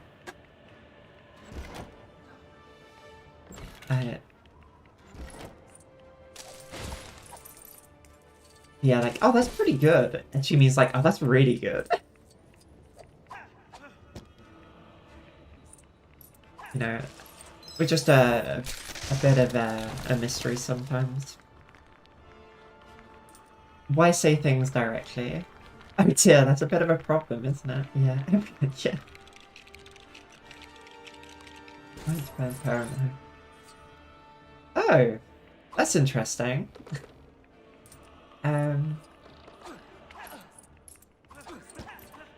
Do you like consume a decent amount of British media, or have like British people that you talk to often? Because sometimes you can pick up kind of non-native accents. I think it happens mostly with people picking up American accents, but I suppose if you watch a lot of British television or media, it could happen the other way, or if you have British family members you talk to often. Like, I spend a decent amount of time in Illinois your whole life. But yeah, that is a bit of a mystery. I think there are,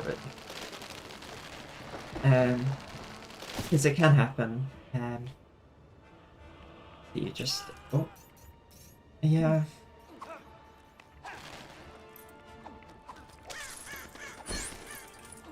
It's hard to say. Like, I know that some of my friends have picked, because yeah,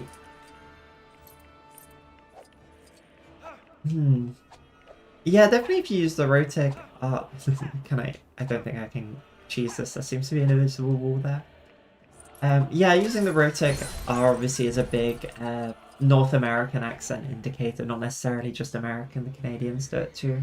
But grew up learning English from British and Irish teachers, then went on exchange year in the US to work for an American company traveling to the US. Okay.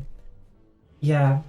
I think we can be influenced by our friends as well, especially in a more online and connected world. Like, I speak quite often to Australians, and so some of my vowels have gotten a bit Australianized. I think when I say no, it comes out a little bit. I don't mind, because obviously, like, I'm in a place that doesn't speak English, so my accent isn't really affected too much by my real life, so to speak.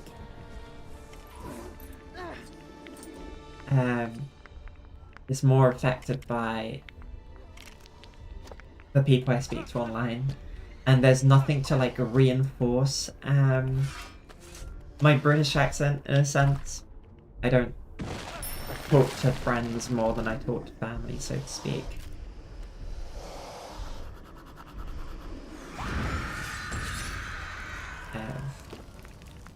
So yeah, things happen there. Also, I think Frodo's getting slightly hacked. I wonder if she's Australian, so there are like kind of similarities, and especially people in America and Canada struggle to distinguish between Australian and British accents, especially if it's not a strong one. So it could be that. You gonna let me? Thank you. Just trying to get those ones get a bit further away.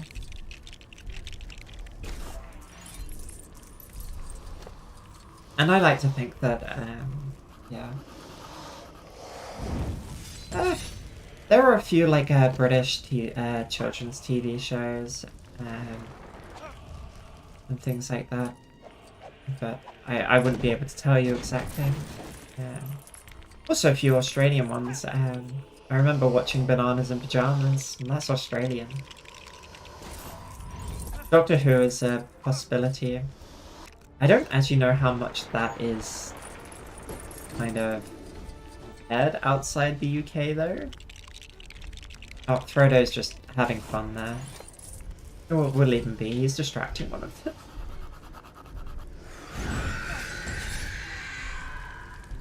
Frodo, no! Save yourself.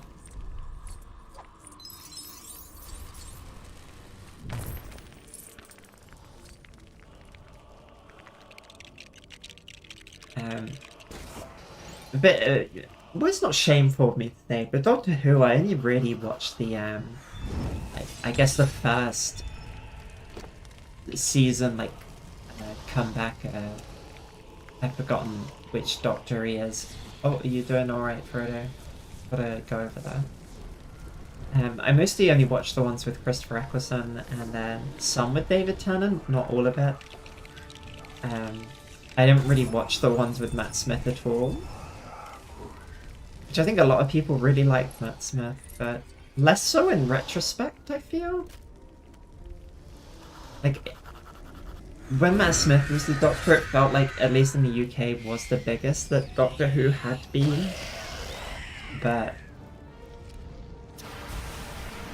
I know many people thought I had a British accent. I highly doubt you would think so since you're actually British. It's likely. One of my friends at university was he was Turkish, but half British. His mum's side is British. And like, so he has a very odd accent in terms of like, as a British person, I can't tell if it's like a foreign accent being British in the sense where they've learnt a British accent, or are just like it's a British accent I just am not aware of. It's quite an interesting one, I feel. There's a lot going on right now. I watched all the way through Matt Smith and David Tennant, but I kind of dropped it with it's Peter Capaldi rather than Jim Capaldi, but I think Jim Capaldi's a good name. We can call I think a lot of people liked Capaldi in retrospect as well, but he was coming from Matt Smith was a much darker Doctor from what I know. Which probably made things difficult for people who are fans, especially of Matt Smith, because it was quite a well, you have an accent from Central Europe. That is interesting. I think it would probably be worthwhile, like, trying to figure out or ask people what it is about your accent that makes them think that. Because, like, your accent is something you have reasonable control over if you want to. I think if you're fine with your accent, then that's fine. There's one more thing to get. I need to do. Can I open this as... No.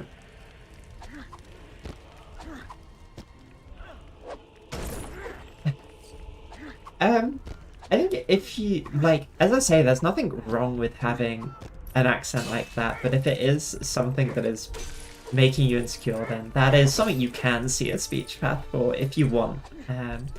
Obviously speech paths aren't the cheapest of things, but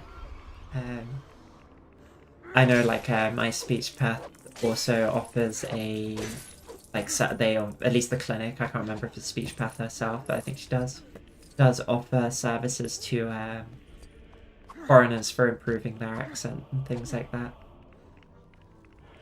The other one you can do is just finding a... What? Where is whatever I meant to be get out? Does Sam just have it randomly? Yeah, he does. Fine.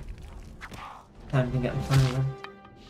There. It could also be something you could maybe find a cheaper actual language teacher to talk about. But He's been stabbed by a mortal blade. the other one is you can just do your own research on what is unique to your accent and work on that. We're going to see the elves. Strider! But funny enough, like accent training will help you with voice training as well, because it teaches you to listen to your voice. So they are somewhat linked.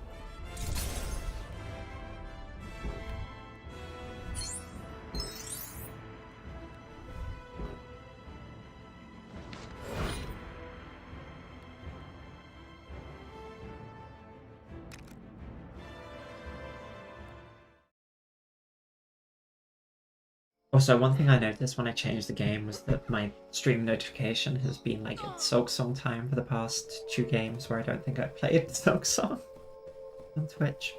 Bit of an oopsie.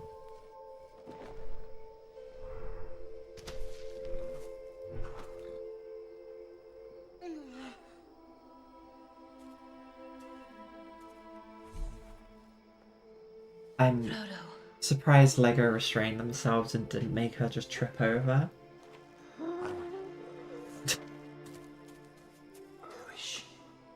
That is an elf. But yes, very much portrayed as the angels. I've been looking for you for 2 days. Where are you taking him? We must get him to my father. Frodo fear, I offered only here. Tor gwaith nín beri athon. I do not fear them.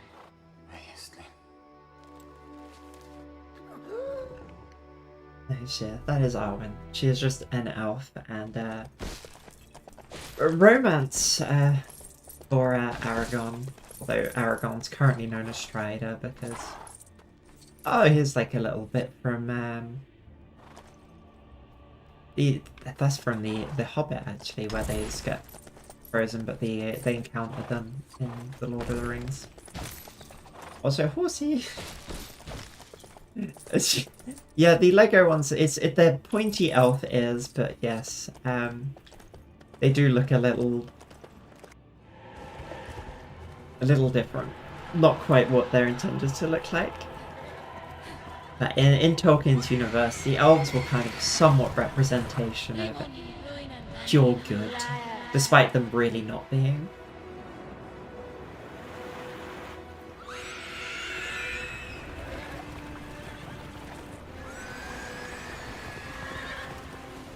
One of them has a surfboard.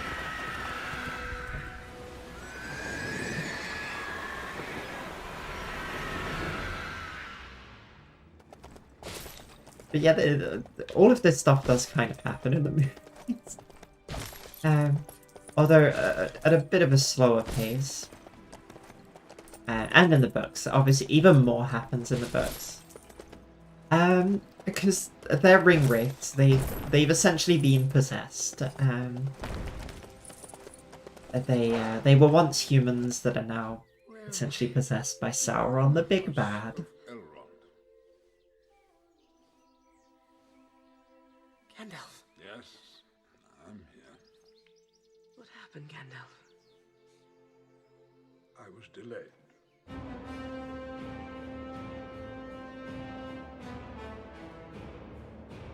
But big epic tale. Of good versus evil. There is some moral ambiguity, but There is only one Lord of the Rings, Tolkien definitely went for a bit black and white on the evil and good. and he does not share power. The Clone Wars version. As in, like, based on the animated series? I didn't know that exists. Yeah. Or are you meaning the one with the prequel? By the skills of Lord Elrond, you're beginning to mend. Because I've only played the main films. I didn't realize there was one on if there was one on the animated series. I didn't realize there was one. I've never actually watched the animated series, but I've always wanted to. I've heard really good things about it.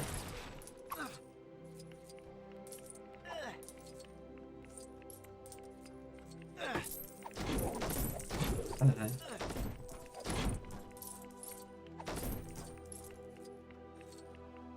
Thank you for healing me.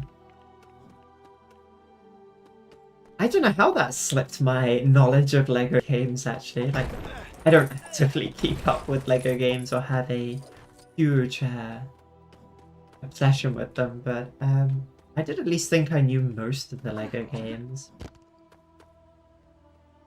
I think that is the unfortunate one of, like, because I think, like, the LEGO Hobbit stopped. That didn't include, like, the last film or something. I've forgotten, but there are some LEGO games that kind of came out before they should have done. Which are, like, kind of disappointing. Oh, here's, like, the mini kit museum. Yeah, there's quite a few, like, it goes through obviously the whole trilogy, so there are actually quite a lot of levels in this game. Because I think for the other games, you don't really see all of the levels in one place, at least for, like, the Star Wars ones. But there's plenty to do in this game if you like to I don't think that's true. I'm pretty sure the LEGO game, like, even the first LEGO game came out before, like, the first LEGO Star Wars of the sequels, or the original trilogy, came out after Revenge of the Sith, I think. I'm trying to think of when Revenge of the Sith actually came out.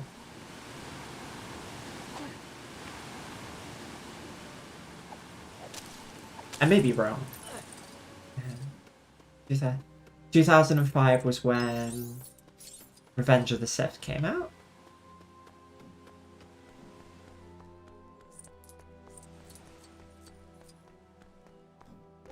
I think we're assembling the Fellowship. Strangers Okay. from distant lands, friends of old. You've been summoned here to answer the threat of Mordor. No, you never. What are we waiting for? It's because it was in Frodo's. I'm sure that they mentioned it in passing that Frodo saw arrows leading him the way. It is a gift. Oh. A gift to the foes of Mordor. Oh dear. Why not use this ring? You cannot wield it. Why have I None of us forgotten the can. actor's One name? ring answers to Sauron alone. And what would a ranger know of this matter? This is no mere ranger. What's the actor's name? Who plays Boromir? He also plays Ned Stark in Game of Thrones. Gondor needs no king. The ring is altogether evil.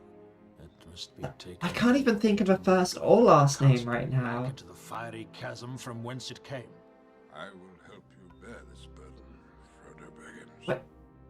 Please, someone tell me. This is driving me insane. You have my sword. Like, he's very famous for always dying. And my axe. Because he was also in This is indeed the GoldenEye. He was 009 as well. Mr. Frodo's not going anywhere In without James Bond films. We're coming too. 9 companions. You shall be the Fellowship of the Oh yeah, I don't know if you paid attention when Frodo's been wearing the ring. But he kind of sticks it over his hand. It doesn't really fit as a ring. Mithril, as light as a feather and as hard as dragon scales.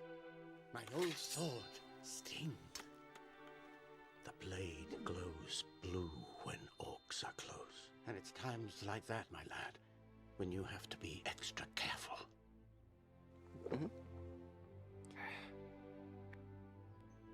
The Ring-Bearer is setting out on the quest of Mount Doom. The Fellowship awaits the ring bearer.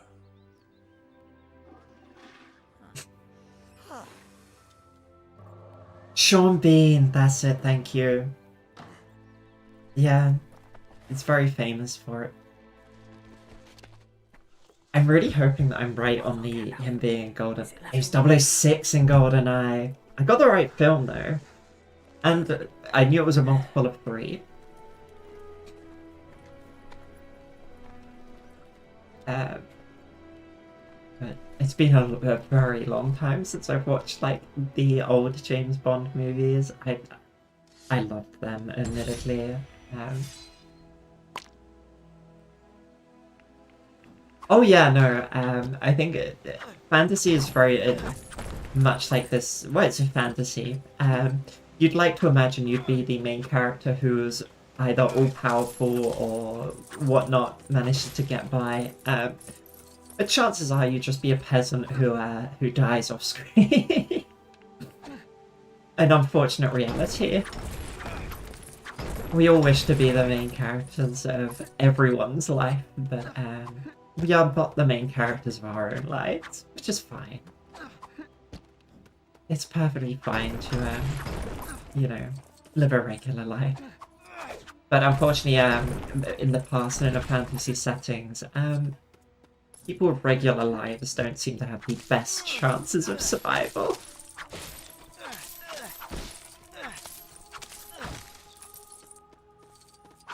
But also they do often focus on the people who do kind of just, oh yeah, I can Legolas now. Looking back, I definitely had a crush on Legolas.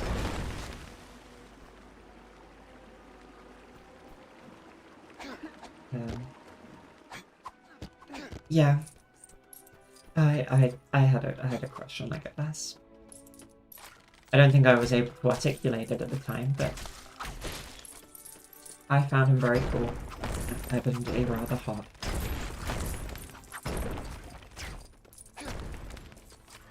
Although I think my tastes have changed since then. I think I just also found it very cool that, as you see, he fights with like dual daggers as well, which is very cool. If you did live in these worlds, you'd at least try to use magic. You can just Google the spells. So true.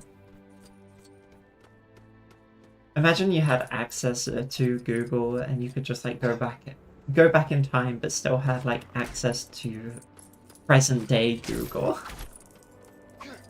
You'd be overpowered. I think we'll do this level and then call it a day. We must take the pass on Carapace.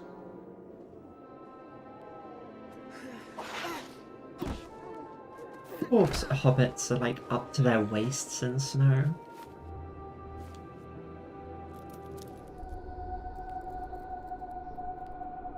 Boromir, give the ring to Frodo. Oh, also, if you're wondering why Frodo has the ring, hobbits are somewhat uniquely resistant to the ring's power, and humans are incredibly susceptible to it. And the ring kind of corrupts. As elves, I think, are also. Oh, there. I forgot about this. You have to carry them. I probably tried to steal. Yeah, you did it right. Steal a spell book. Steal with 2 E's are is the metal, the ally. But I probably tried to steal a spell book or something, but I'm not even sure how magic works. Magic systems vary wildly depending on where you are. And yeah, the hobbits they don't really crave powers, so to speak. They kind of are too busy. Forgot you can throw them as well. Well, you can throw Gimli at least. It's like his power is being able to smash through things and you can throw him at stuff. But yeah, I think inherently men are a very innate desire to conquer in this universe, which makes them very susceptible to the ring's influence. Elves are pure, but are also very corrupted about it. I think one of the famous, like, the bigger scenes is, like, I've forgotten her name, but one of the leaders of the elves, like, Frodo hints at giving it to her, and she goes a bit creepy. The ring, The One Ring is essentially just power. It has power to... and it's part of, like, the big bad Sauron. It's like a part of his soul is in it. And it has the ability... The Ring Wraiths... Gimli's a dwarf. But yes, I can yeet him, which is quite funny. There we go. Yeah, you can just throw him. Yeah. I don't know. But, there were 9 rings given to men. No. 7 rings given to men, 5 to dwarves, and 3 to elves, and essentially Sauron had power over anyone who was wearing those rings.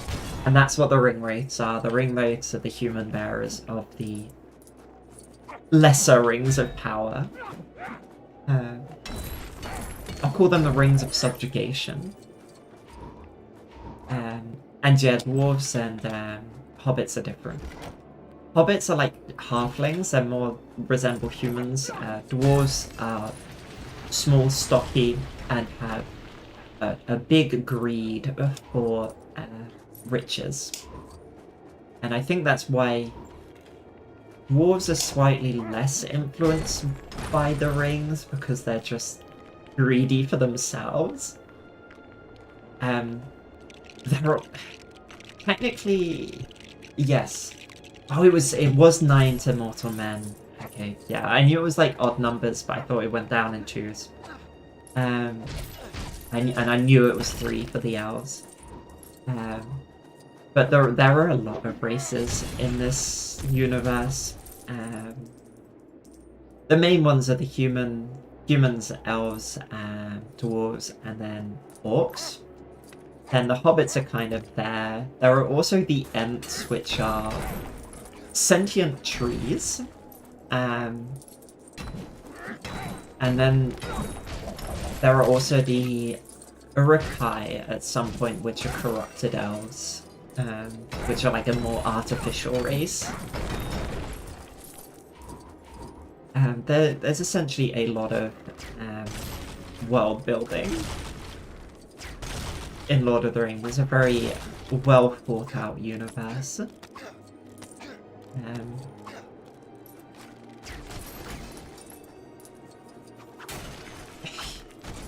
I can't remember exactly, I have to say.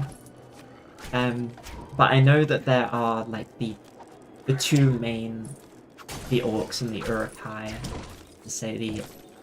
think the Urukai are the ones that are like born in the in Isengard by Saruman. And technically the wizards are also their own race, I believe. They're not actually humans or whatnot. I've forgotten what their actual name is, but they're not humans either. And they kind of...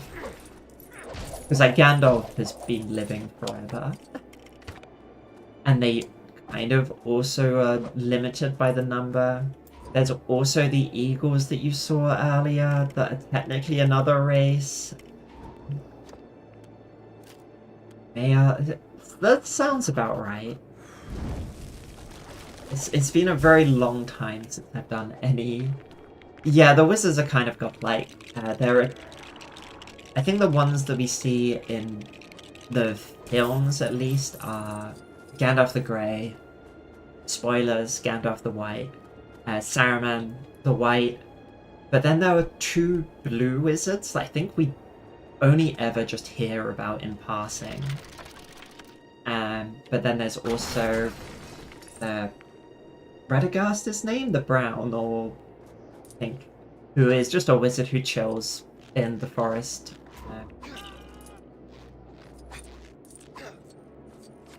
And doing his own thing, really. And I think in the books, Tom Bombadil... I can't remember what the deal with Tom Bombadil is, but he is like someone special. He's actually, like, he is a playable character in this. But, yeah, there's a lot.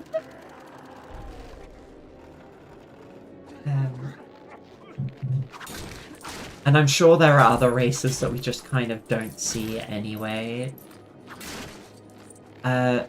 Yes, I think there does seem to be some wizardry going on with, like Sauron, but I think that was more to do with, other stuff. Because, like, the ring is obviously some sort of, like, magical artifact, but don't think is technically magic. I honestly don't know. Gimli, come here.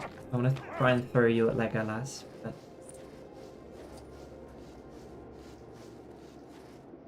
Can I throw you all the way to the other side? Unfortunately not. That's a free play thing. Oh yeah, here you go. We get to throw Gimli again. Also, one of the lines in the show is never toss a dwarf. But you do a lot of it in this game, which I think is just kind of funny.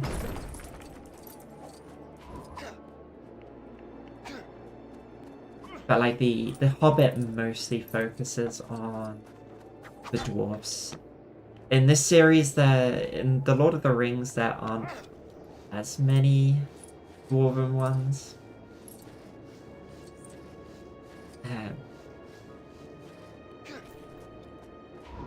Oh yeah, magic systems I think are their own ones where like authors, creators, whatever you want to call them, artists,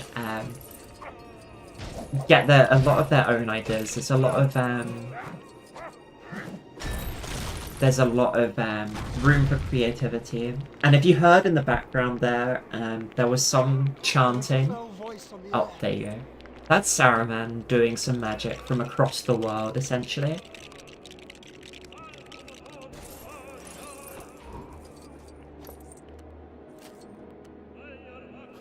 Like, I can't remember how far away he is at this point, but he's chanting from Isengard. But I can't remember why Saruman sides with Sauron.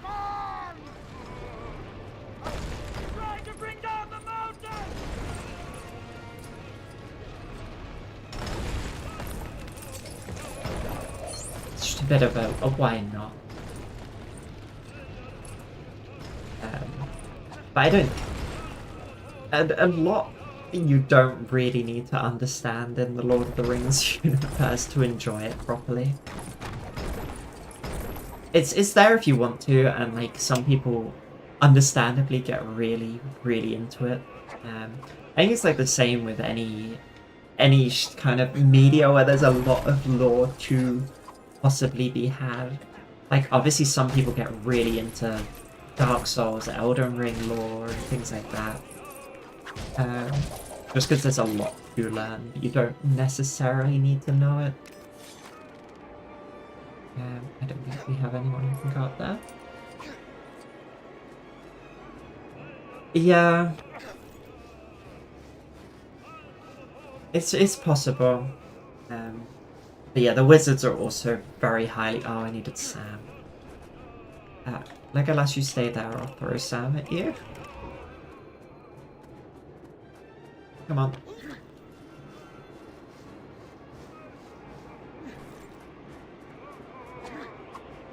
This is Sam here. Sam did follow, kind of.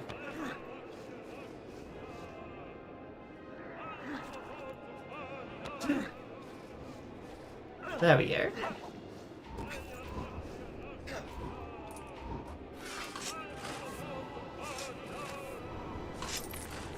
Okay. Yeah. The is it? Oh. I never got to watch any of the Lord of the Rings stuff when I was a kid because my family is very religious, but I've since done a bit of listening and reading of the lore. I love just how exhausted it is. I should finally probably read it. I'd fully recommend it. I think the films are like there is more in the books. There is some stuff that the films do miss that I know of. I've never read them personally. I just know quite a bit about them. But they're a really good watch, and like you don't have to watch the extended editions if you don't want to, because it is long, but it's your choice, and it adds a bit more story and some scenes that are worthwhile, I'd say, from my personal experience. But if you don't have that time, or you already struggle to watch things that are like 3 hours long, because I can't remember how long the non-extended editions even are, but like the extended editions are a bit silly with how long they are, especially when there's also 3 of them.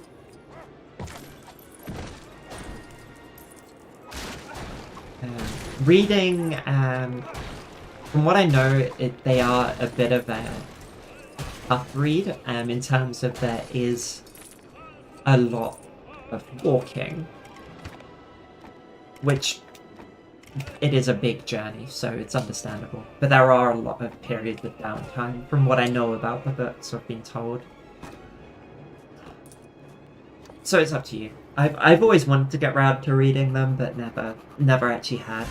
Maybe during my recovery from bottom surgery, that will be a thing I can do. Or maybe even just during, like, after the surgery, like directly after. Maybe that will be a thing to do, as I will be bedridden for a while. And that will definitely take me a while.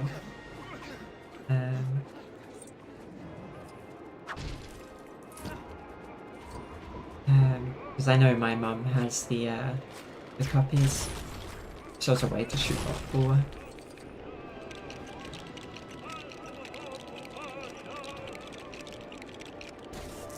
And yeah, chanting like this is pretty terrifying.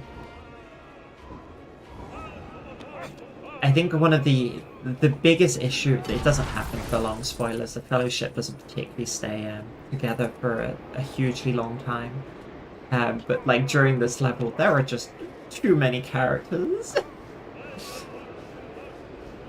And also like some backstory is dwarves and elves hate each other, but Legolas and Gimli become best friends, and it's adorable.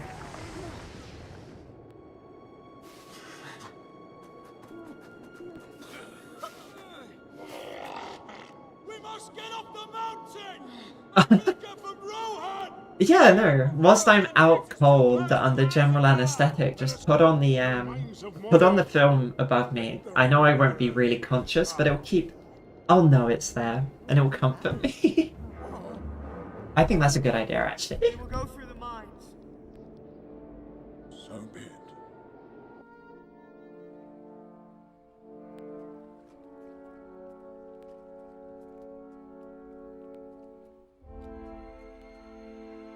Dwarf doors are invisible when closed. Yes, Gimli, their own masters cannot find them if their secrets are forgotten. Why doesn't that surprise me?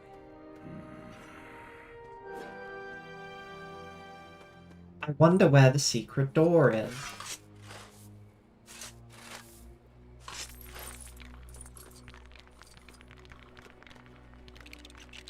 Okay. I am like kind of tempted to, like, I could watch the films as well. There's gonna be reasonable ample time to do stuff, and unfortunately, like doing dilation, your hands are somewhat occupied, so you're slightly more limited as to what you can do. And so watching TV or films is a pretty good thing to do all the time. More so than video games is. Unfortunately, most controllers or games you need 2 hands to at least play in a fun way. We'll see how it goes. Also, everyone conveniently standing near where they need to actually be for the progress.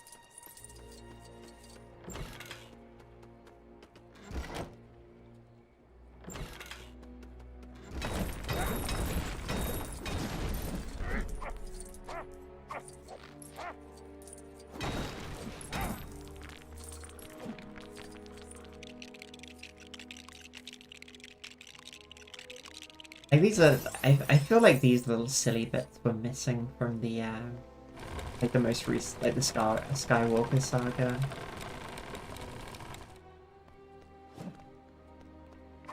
They kind of left the silly puzzles to the open world and had a lot of the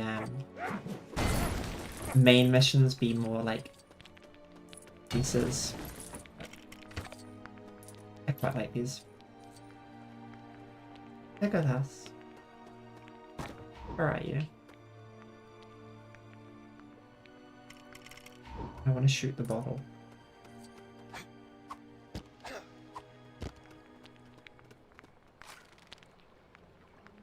I mean, I can't.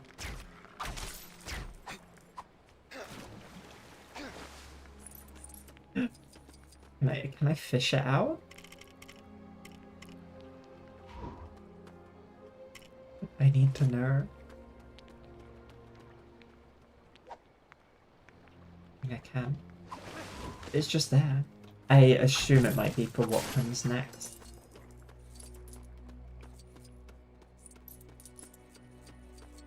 Legolas can jump really high.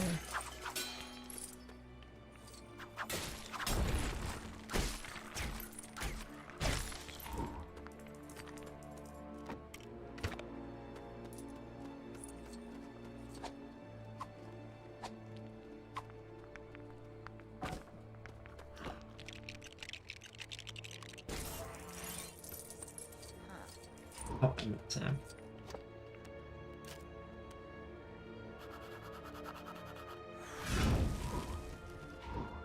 I need to think a little bit of what I am gonna do during my recovery.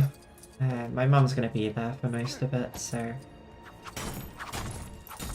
fortunate for that. Although it has been an awfully long time since I've spent that long with my mum.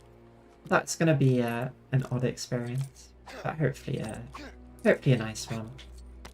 I think as long as I avoid certain topics, it should be okay.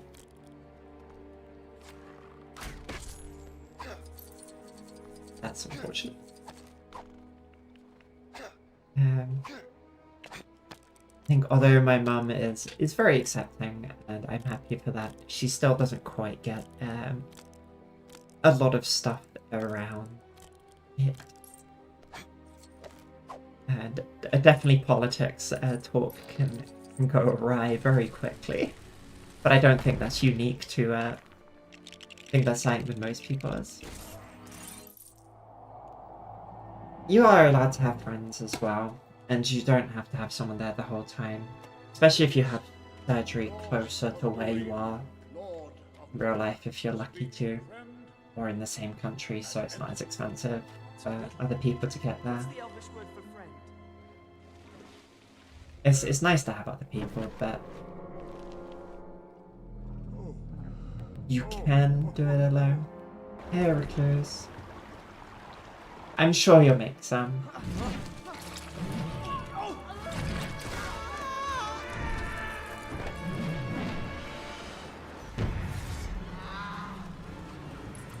But I think it is a fair worry to have.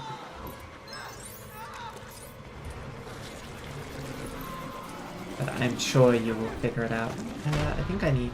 Oh.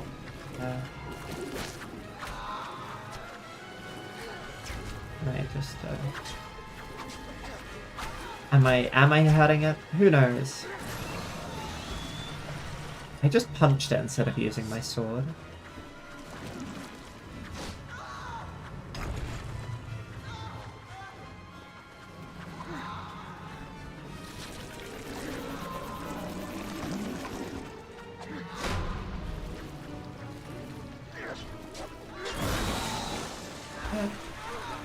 Oh, I'm really glad that went well. Congratulations, Recluse. I think if you think it went pretty well, then it probably went pretty well. I hope it all continues to go well. Congratulations. And making friends can be tough, because it requires you to go outside your comfort zone. You have to be vulnerable to make friends. And it can be difficult. I did have a group of girls when I was in 5th grade around there, but they frequently excluded me because we weren't an only girl group. Yeah, that can be difficult. But I think it's easy to let our past experiences with friends dictate how we feel about future ones, but try your best to remember that new friends will not be your previous friends, or new people that you meet aren't the same as previous people that have possibly let you down. It can be easier said than done, but just do your best. And know that it's okay if things don't work out with certain people. Sometimes you just don't get on. Also, Frodo is having a lot of fun in the background over there.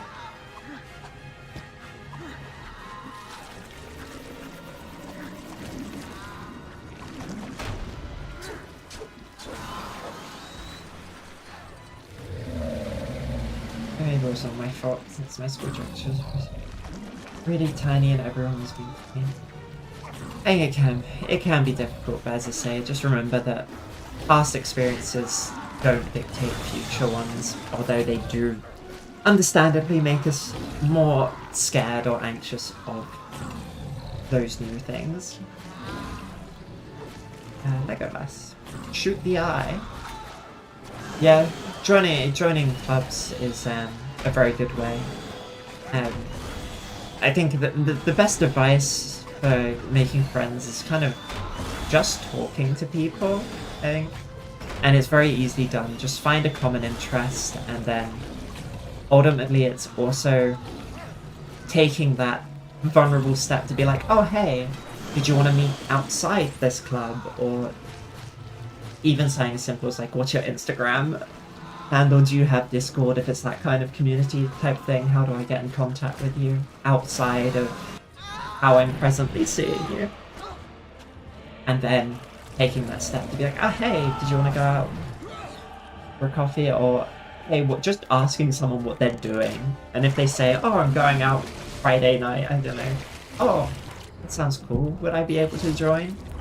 And like, you have to put yourself into that step where you may be rejected, but you'll never be accepted if you don't risk it type thing.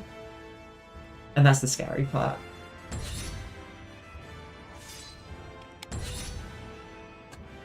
Yeah, do your best to rediscover things, and like, especially if there is some sort of trans community near you, organization or whatnot that might hold some group like meetups, even if they are online, it can give you a bit of a chance, and you may find someone that's in your local area there. Unfortunately, it's just a lot of putting yourself out there. It is tough, but you can do it. And just don't give up.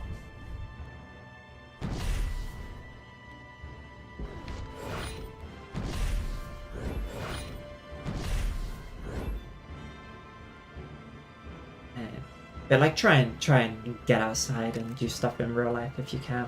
I think it's always a bit nicer and keeps you a lot more grounded than being online all the time.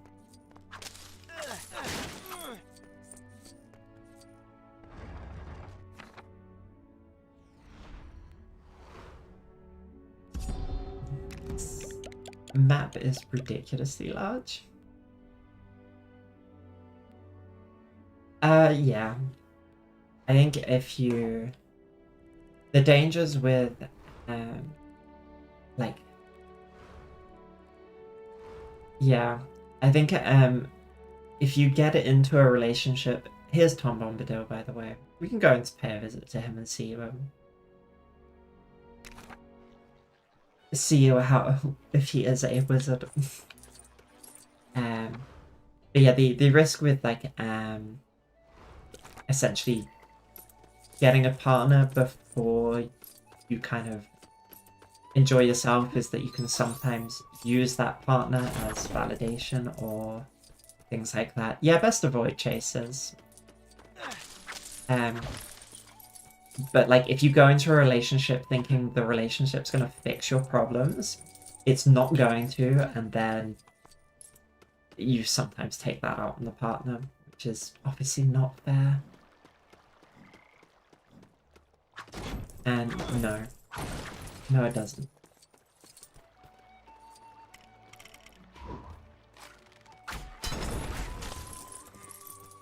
So try your best just to kind of block these That people when husband you of mine has can. lost our house key again. I swear this happens every time he goes gallivanting off with that friend of his near the mines of Moria. That's a long way for a hobbit to go.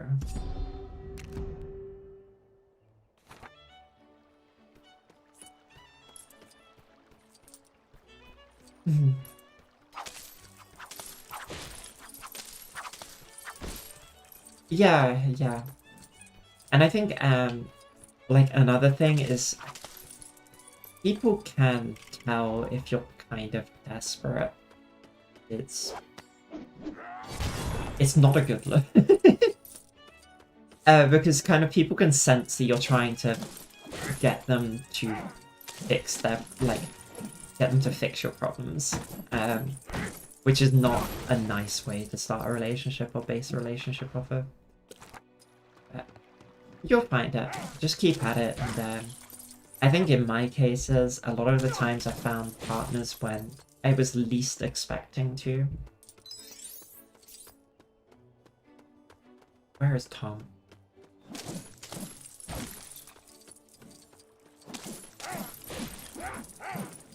Yeah, I think Tom Bombadil's just a... I don't know. Who are you? I don't think I can actually change to them during this. I have to finish the story before that. I can't remember what importance he has.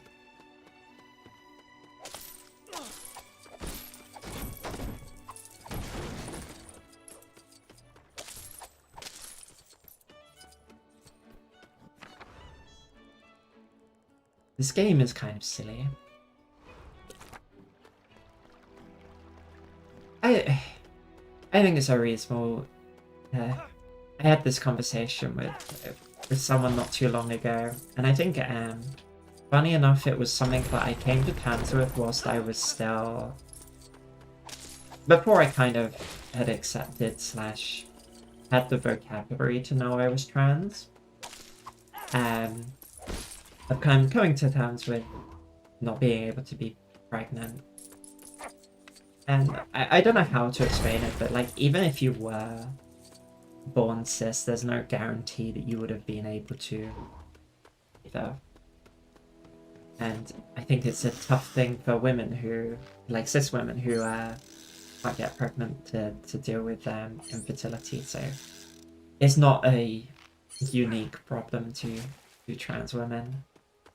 And I imagine there are some cis men as well who get upset about things like that too. Also, what happened to whatever I just caught? Oh, there it is. Oh, is that the key that I needed? Oh no, different key. Yeah, no, and definitely being a mother is not just being kind of carrying the child to term either. There is a lot more to being a parent and a mother than just that.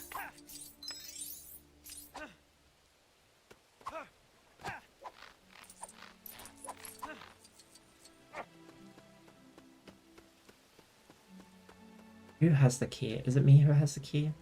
I do not have the key, it's Mary.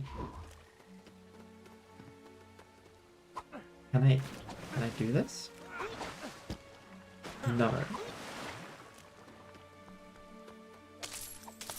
I think that... Oh, nice. I'm gonna play the, I'm gonna be playing the new skate soon. I think, obviously it was one of the choices on here, but, I do want to play it soon. I can, like, Legolas jump on these or something, because he's super nimble. Can I give... No, I just can't. Okay. Yeah, getting to be an auntie, cool. Yeah, it was also great. My brother doesn't actually want kids, and when I found that out, I was a bit upset. I want to be an auntie, that sounds fun. But obviously that is not my decision in the slightest. I wanted to be a cool auntie. That's fine. As I say, not preserving a sperm is still many other ways to adoption is always an option. Always children in need.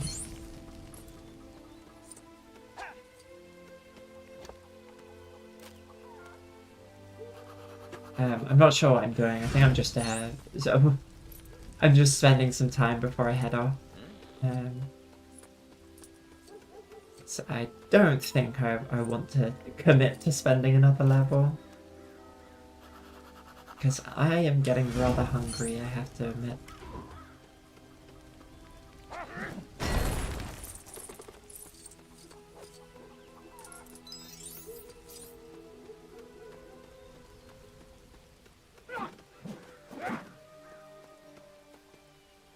There is so much random stuff to do here. True, true. I think I hope that like there are some people that I'm close to that I feel like I could be somewhat of a like an auntie to their child in a sense, but that I might be able to type thing. But we'll see how it goes, you know.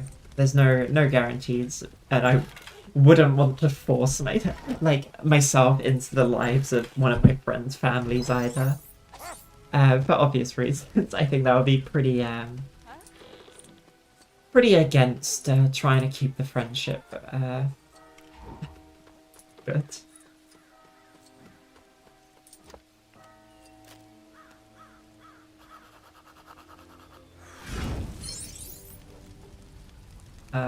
Was that just for...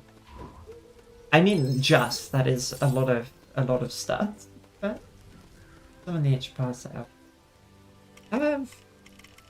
I'd imagine so.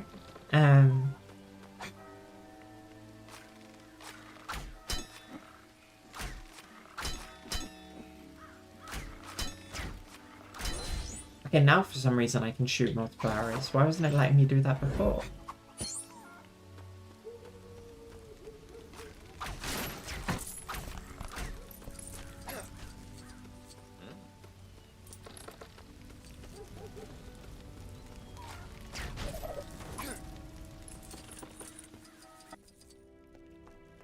I think it's quite useful to have a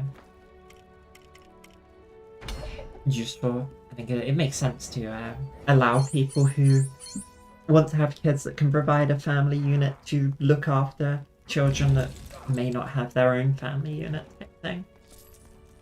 It kind of makes sense.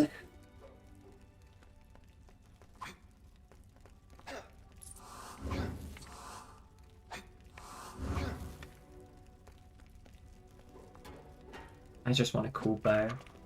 Because of Legolas and because of my crush on Legolas, I ended up very much liking archery. Look at how cool that bow is. Don't ask me how a metal bow works, however. You can't, as much as you want to, you can't draw metal. Oh, that's good. I'm glad to hear. Now anyone can have a bow. Look at that. Archery's fun. It's been a very long time I did it. But,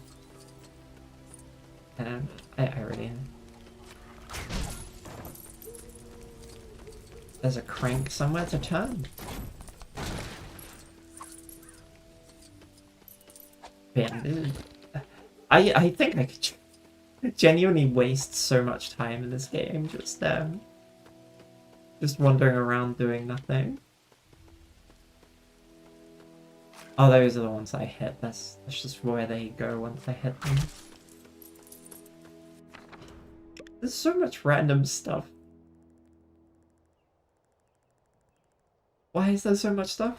I don't know. They just put it in there.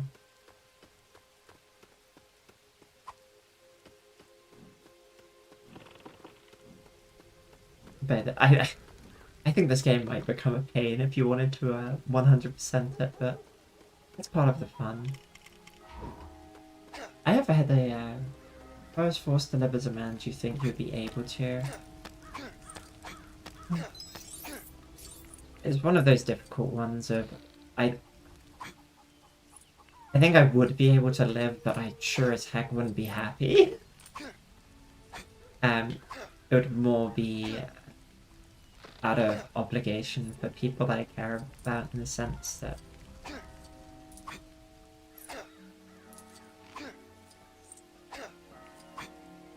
I don't know, it's difficult to say. But I don't have to. So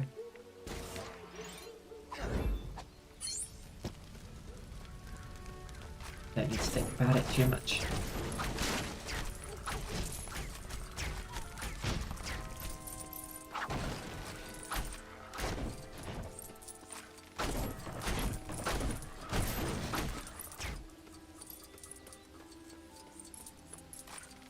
There's more stuff. Telling me I can shoot things over here.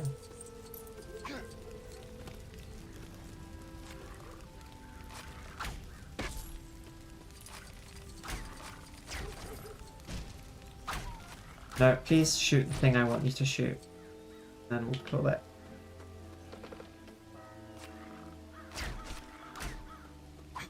Yeah. Why? Why? Okay. Just wrong angle, I guess. Oh, okay. There's another one. Didn't realize that.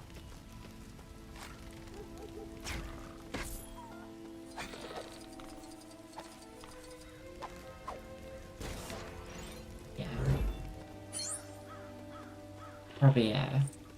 Probably best not to think too much about it. I know that it can be difficult with current political climate, but do your best to know that you still have control over what you do.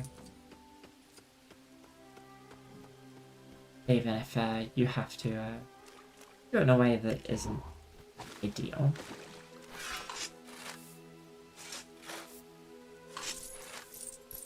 And I think that's the other important bit of when I say to kind of be outside and touch grass and things is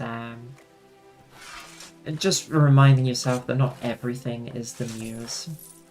There is more to the world out there than just what you see in mainstream media. Because negative stories are what gets the clicks. Controversy is unfortunately what people enjoy. And people purposely seek out things that make them upset or angry in the most counterintuitive way possible. Do your best. I think do your best to surround yourself with more positivity. It doesn't mean be ignorant of what's happening, but don't surround yourself with that hate, regardless of what that hate is directed to or that negativity.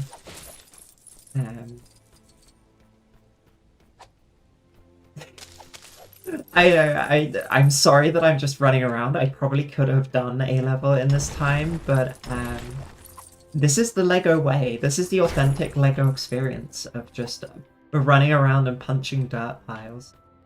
I don't have anything that can destroy that. I haven't even touched Boromir yet. What does he even have? Oh, he has the Horn of Conquer.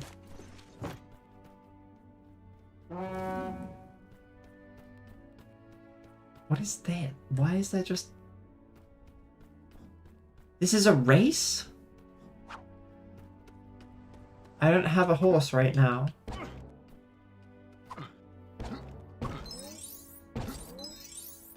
Okay, Lego. Why not? Why not do that? You just thought you was low on potassium?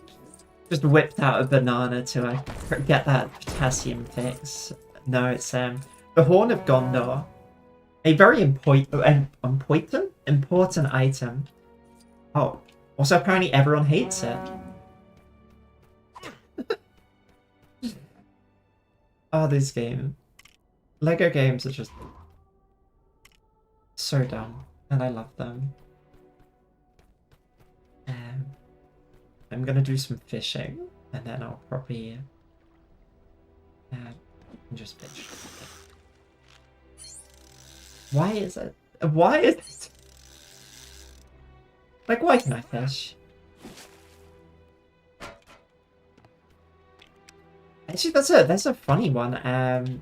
Talking about that, why there's so many things I can apparently attach a crank to. Yeah, my last blood test, I had slightly low potassium. I don't know why. Nothing concerning, but...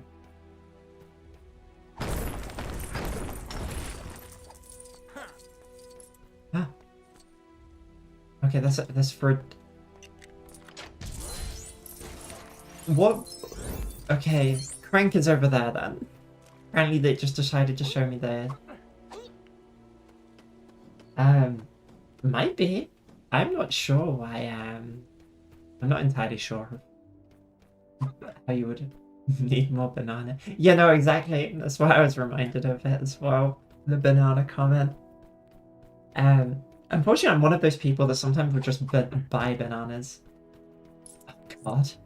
When did I get the Dishonored tattoo? I think it was my second ever tattoo. I got it whilst I was in university. It's only the mark of the outsider, which is the Dishonored one that I've got. It would have been probably in 2016 or 2017. So, quite a while ago. Yeah, I think it was my second ever one. I kind of got it from a slightly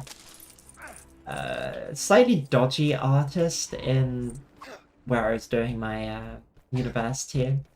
And so there is kind of a bit of scarring where it's not healed fully correctly, but it is what it is. Get here. I need you to grow a plant. That's not Sam. Sam, where are you? You're blonder with carrying a bow.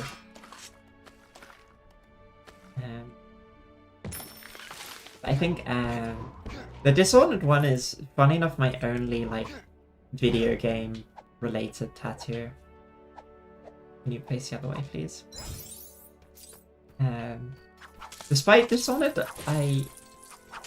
no, the shorter characters are hobbits. They are grown adults, but they are just short stature. And also bare feet, if you're wondering why their feet, like shoes, are like that. They walk around barefoot.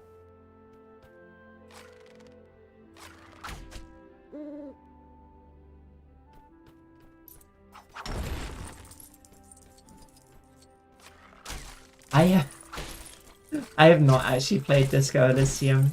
I've been told to on multiple occasions. It's one of my friends' favorite games, and I disappoint them any time. There's a reason they walk around with their piggies out. I think they have very big and tough feet that are also hairy, for no particular reason. And I think they just find it more comfortable. Like, why is this in the game? What am I doing?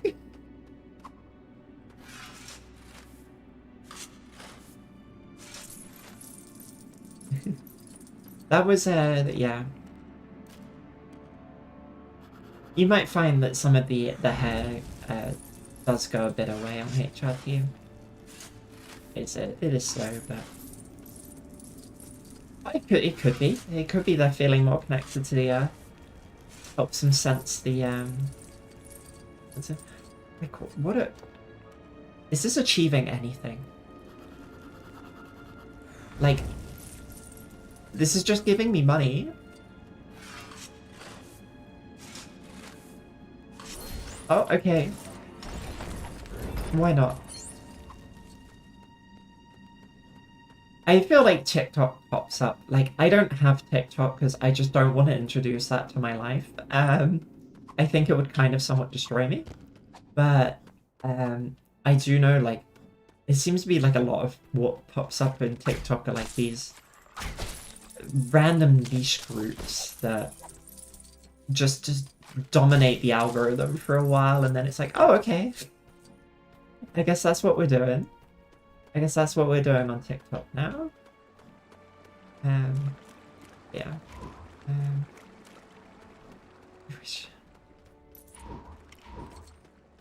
Hit me. Oh no, this is... I don't think Pippin currently has the bucket. He's telling me to do it, but I have a feeling that he doesn't currently have the bucket. Oh yes, yeah. Oh yeah, that was big drama back in the day, but oh, that's cool. I think like, yeah, TikTok and short form content is kind of a bit of a sphere that I don't understand too well, but I think it's one of those things. If you enjoy doing it, then why not? I'm kind of posting stuff on there. I think there's such a wide range of content, but it's more the algorithms itself that it presents you that are slightly more problematic. But it is what you do. It is. Try your best to restrict your usage and watch times of short form content. But unfortunately, easier said than done. Oh, thank you for the follow. Oh yeah, no, short form content has been awful. So sorry, on the Twitch chat, I'd not quite be paying as much attention to it as I wanted to. And why is it not presenting me with my mod actions? Okay.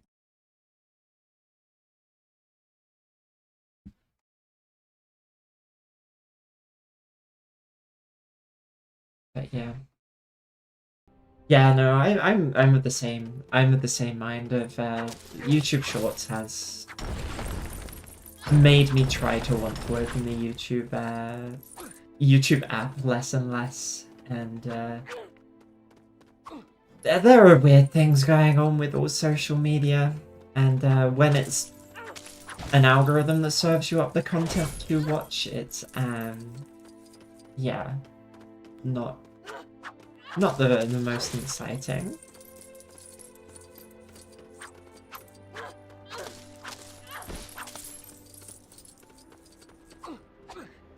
Yeah, I was originally going to go elsewhere and then call it there. Oops, no. I think might call it a time there, as it's been quite a while.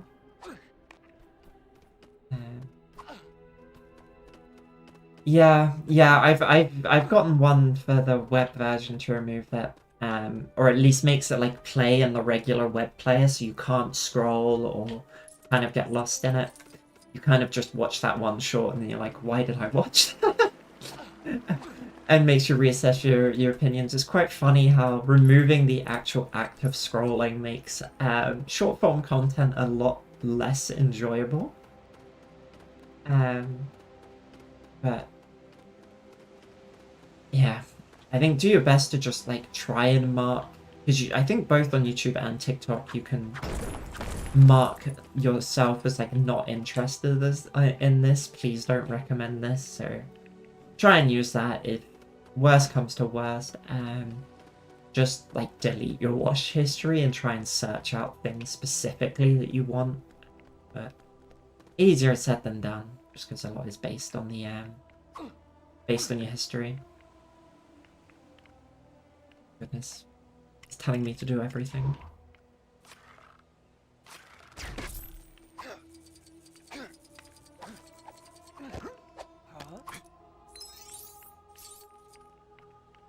There go, lads. But yeah. You know, I was hoping for a better view when I scrolled around there. I want to leave it on a nice like shot of the land, but it just doesn't seem to be happening. So maybe I should have just been on that bridge and looked over here. That can be a dramatic. That's a dramatic scene enough, I think. Legolas standing on the edge, waterfall in the background. But no, thank you for all joining me today. No video this week because the one just went up last week. But did okay. I think it's hard to judge how videos do, but I'm happy with it, and I got some really nice comments on that, so I'm happy. And I'm glad you enjoyed the stream, Fet. Thanks for joining. Thank you all for being here, and I will see you next week for the stream. We start 3 hours ago on Sunday again, so 1 p.m. Eastern time. I have a salad that I made yesterday, or I have the ingredients to make a jambalaya. So maybe I want to start like posting pictures of the food that I make, because I do enjoy cooking, but sometimes it doesn't look the most appetizing despite it being very tasty. But you know, it's all good. I don't know why something just screamed, but thank you once again, and hopefully we'll catch you next week. Bye.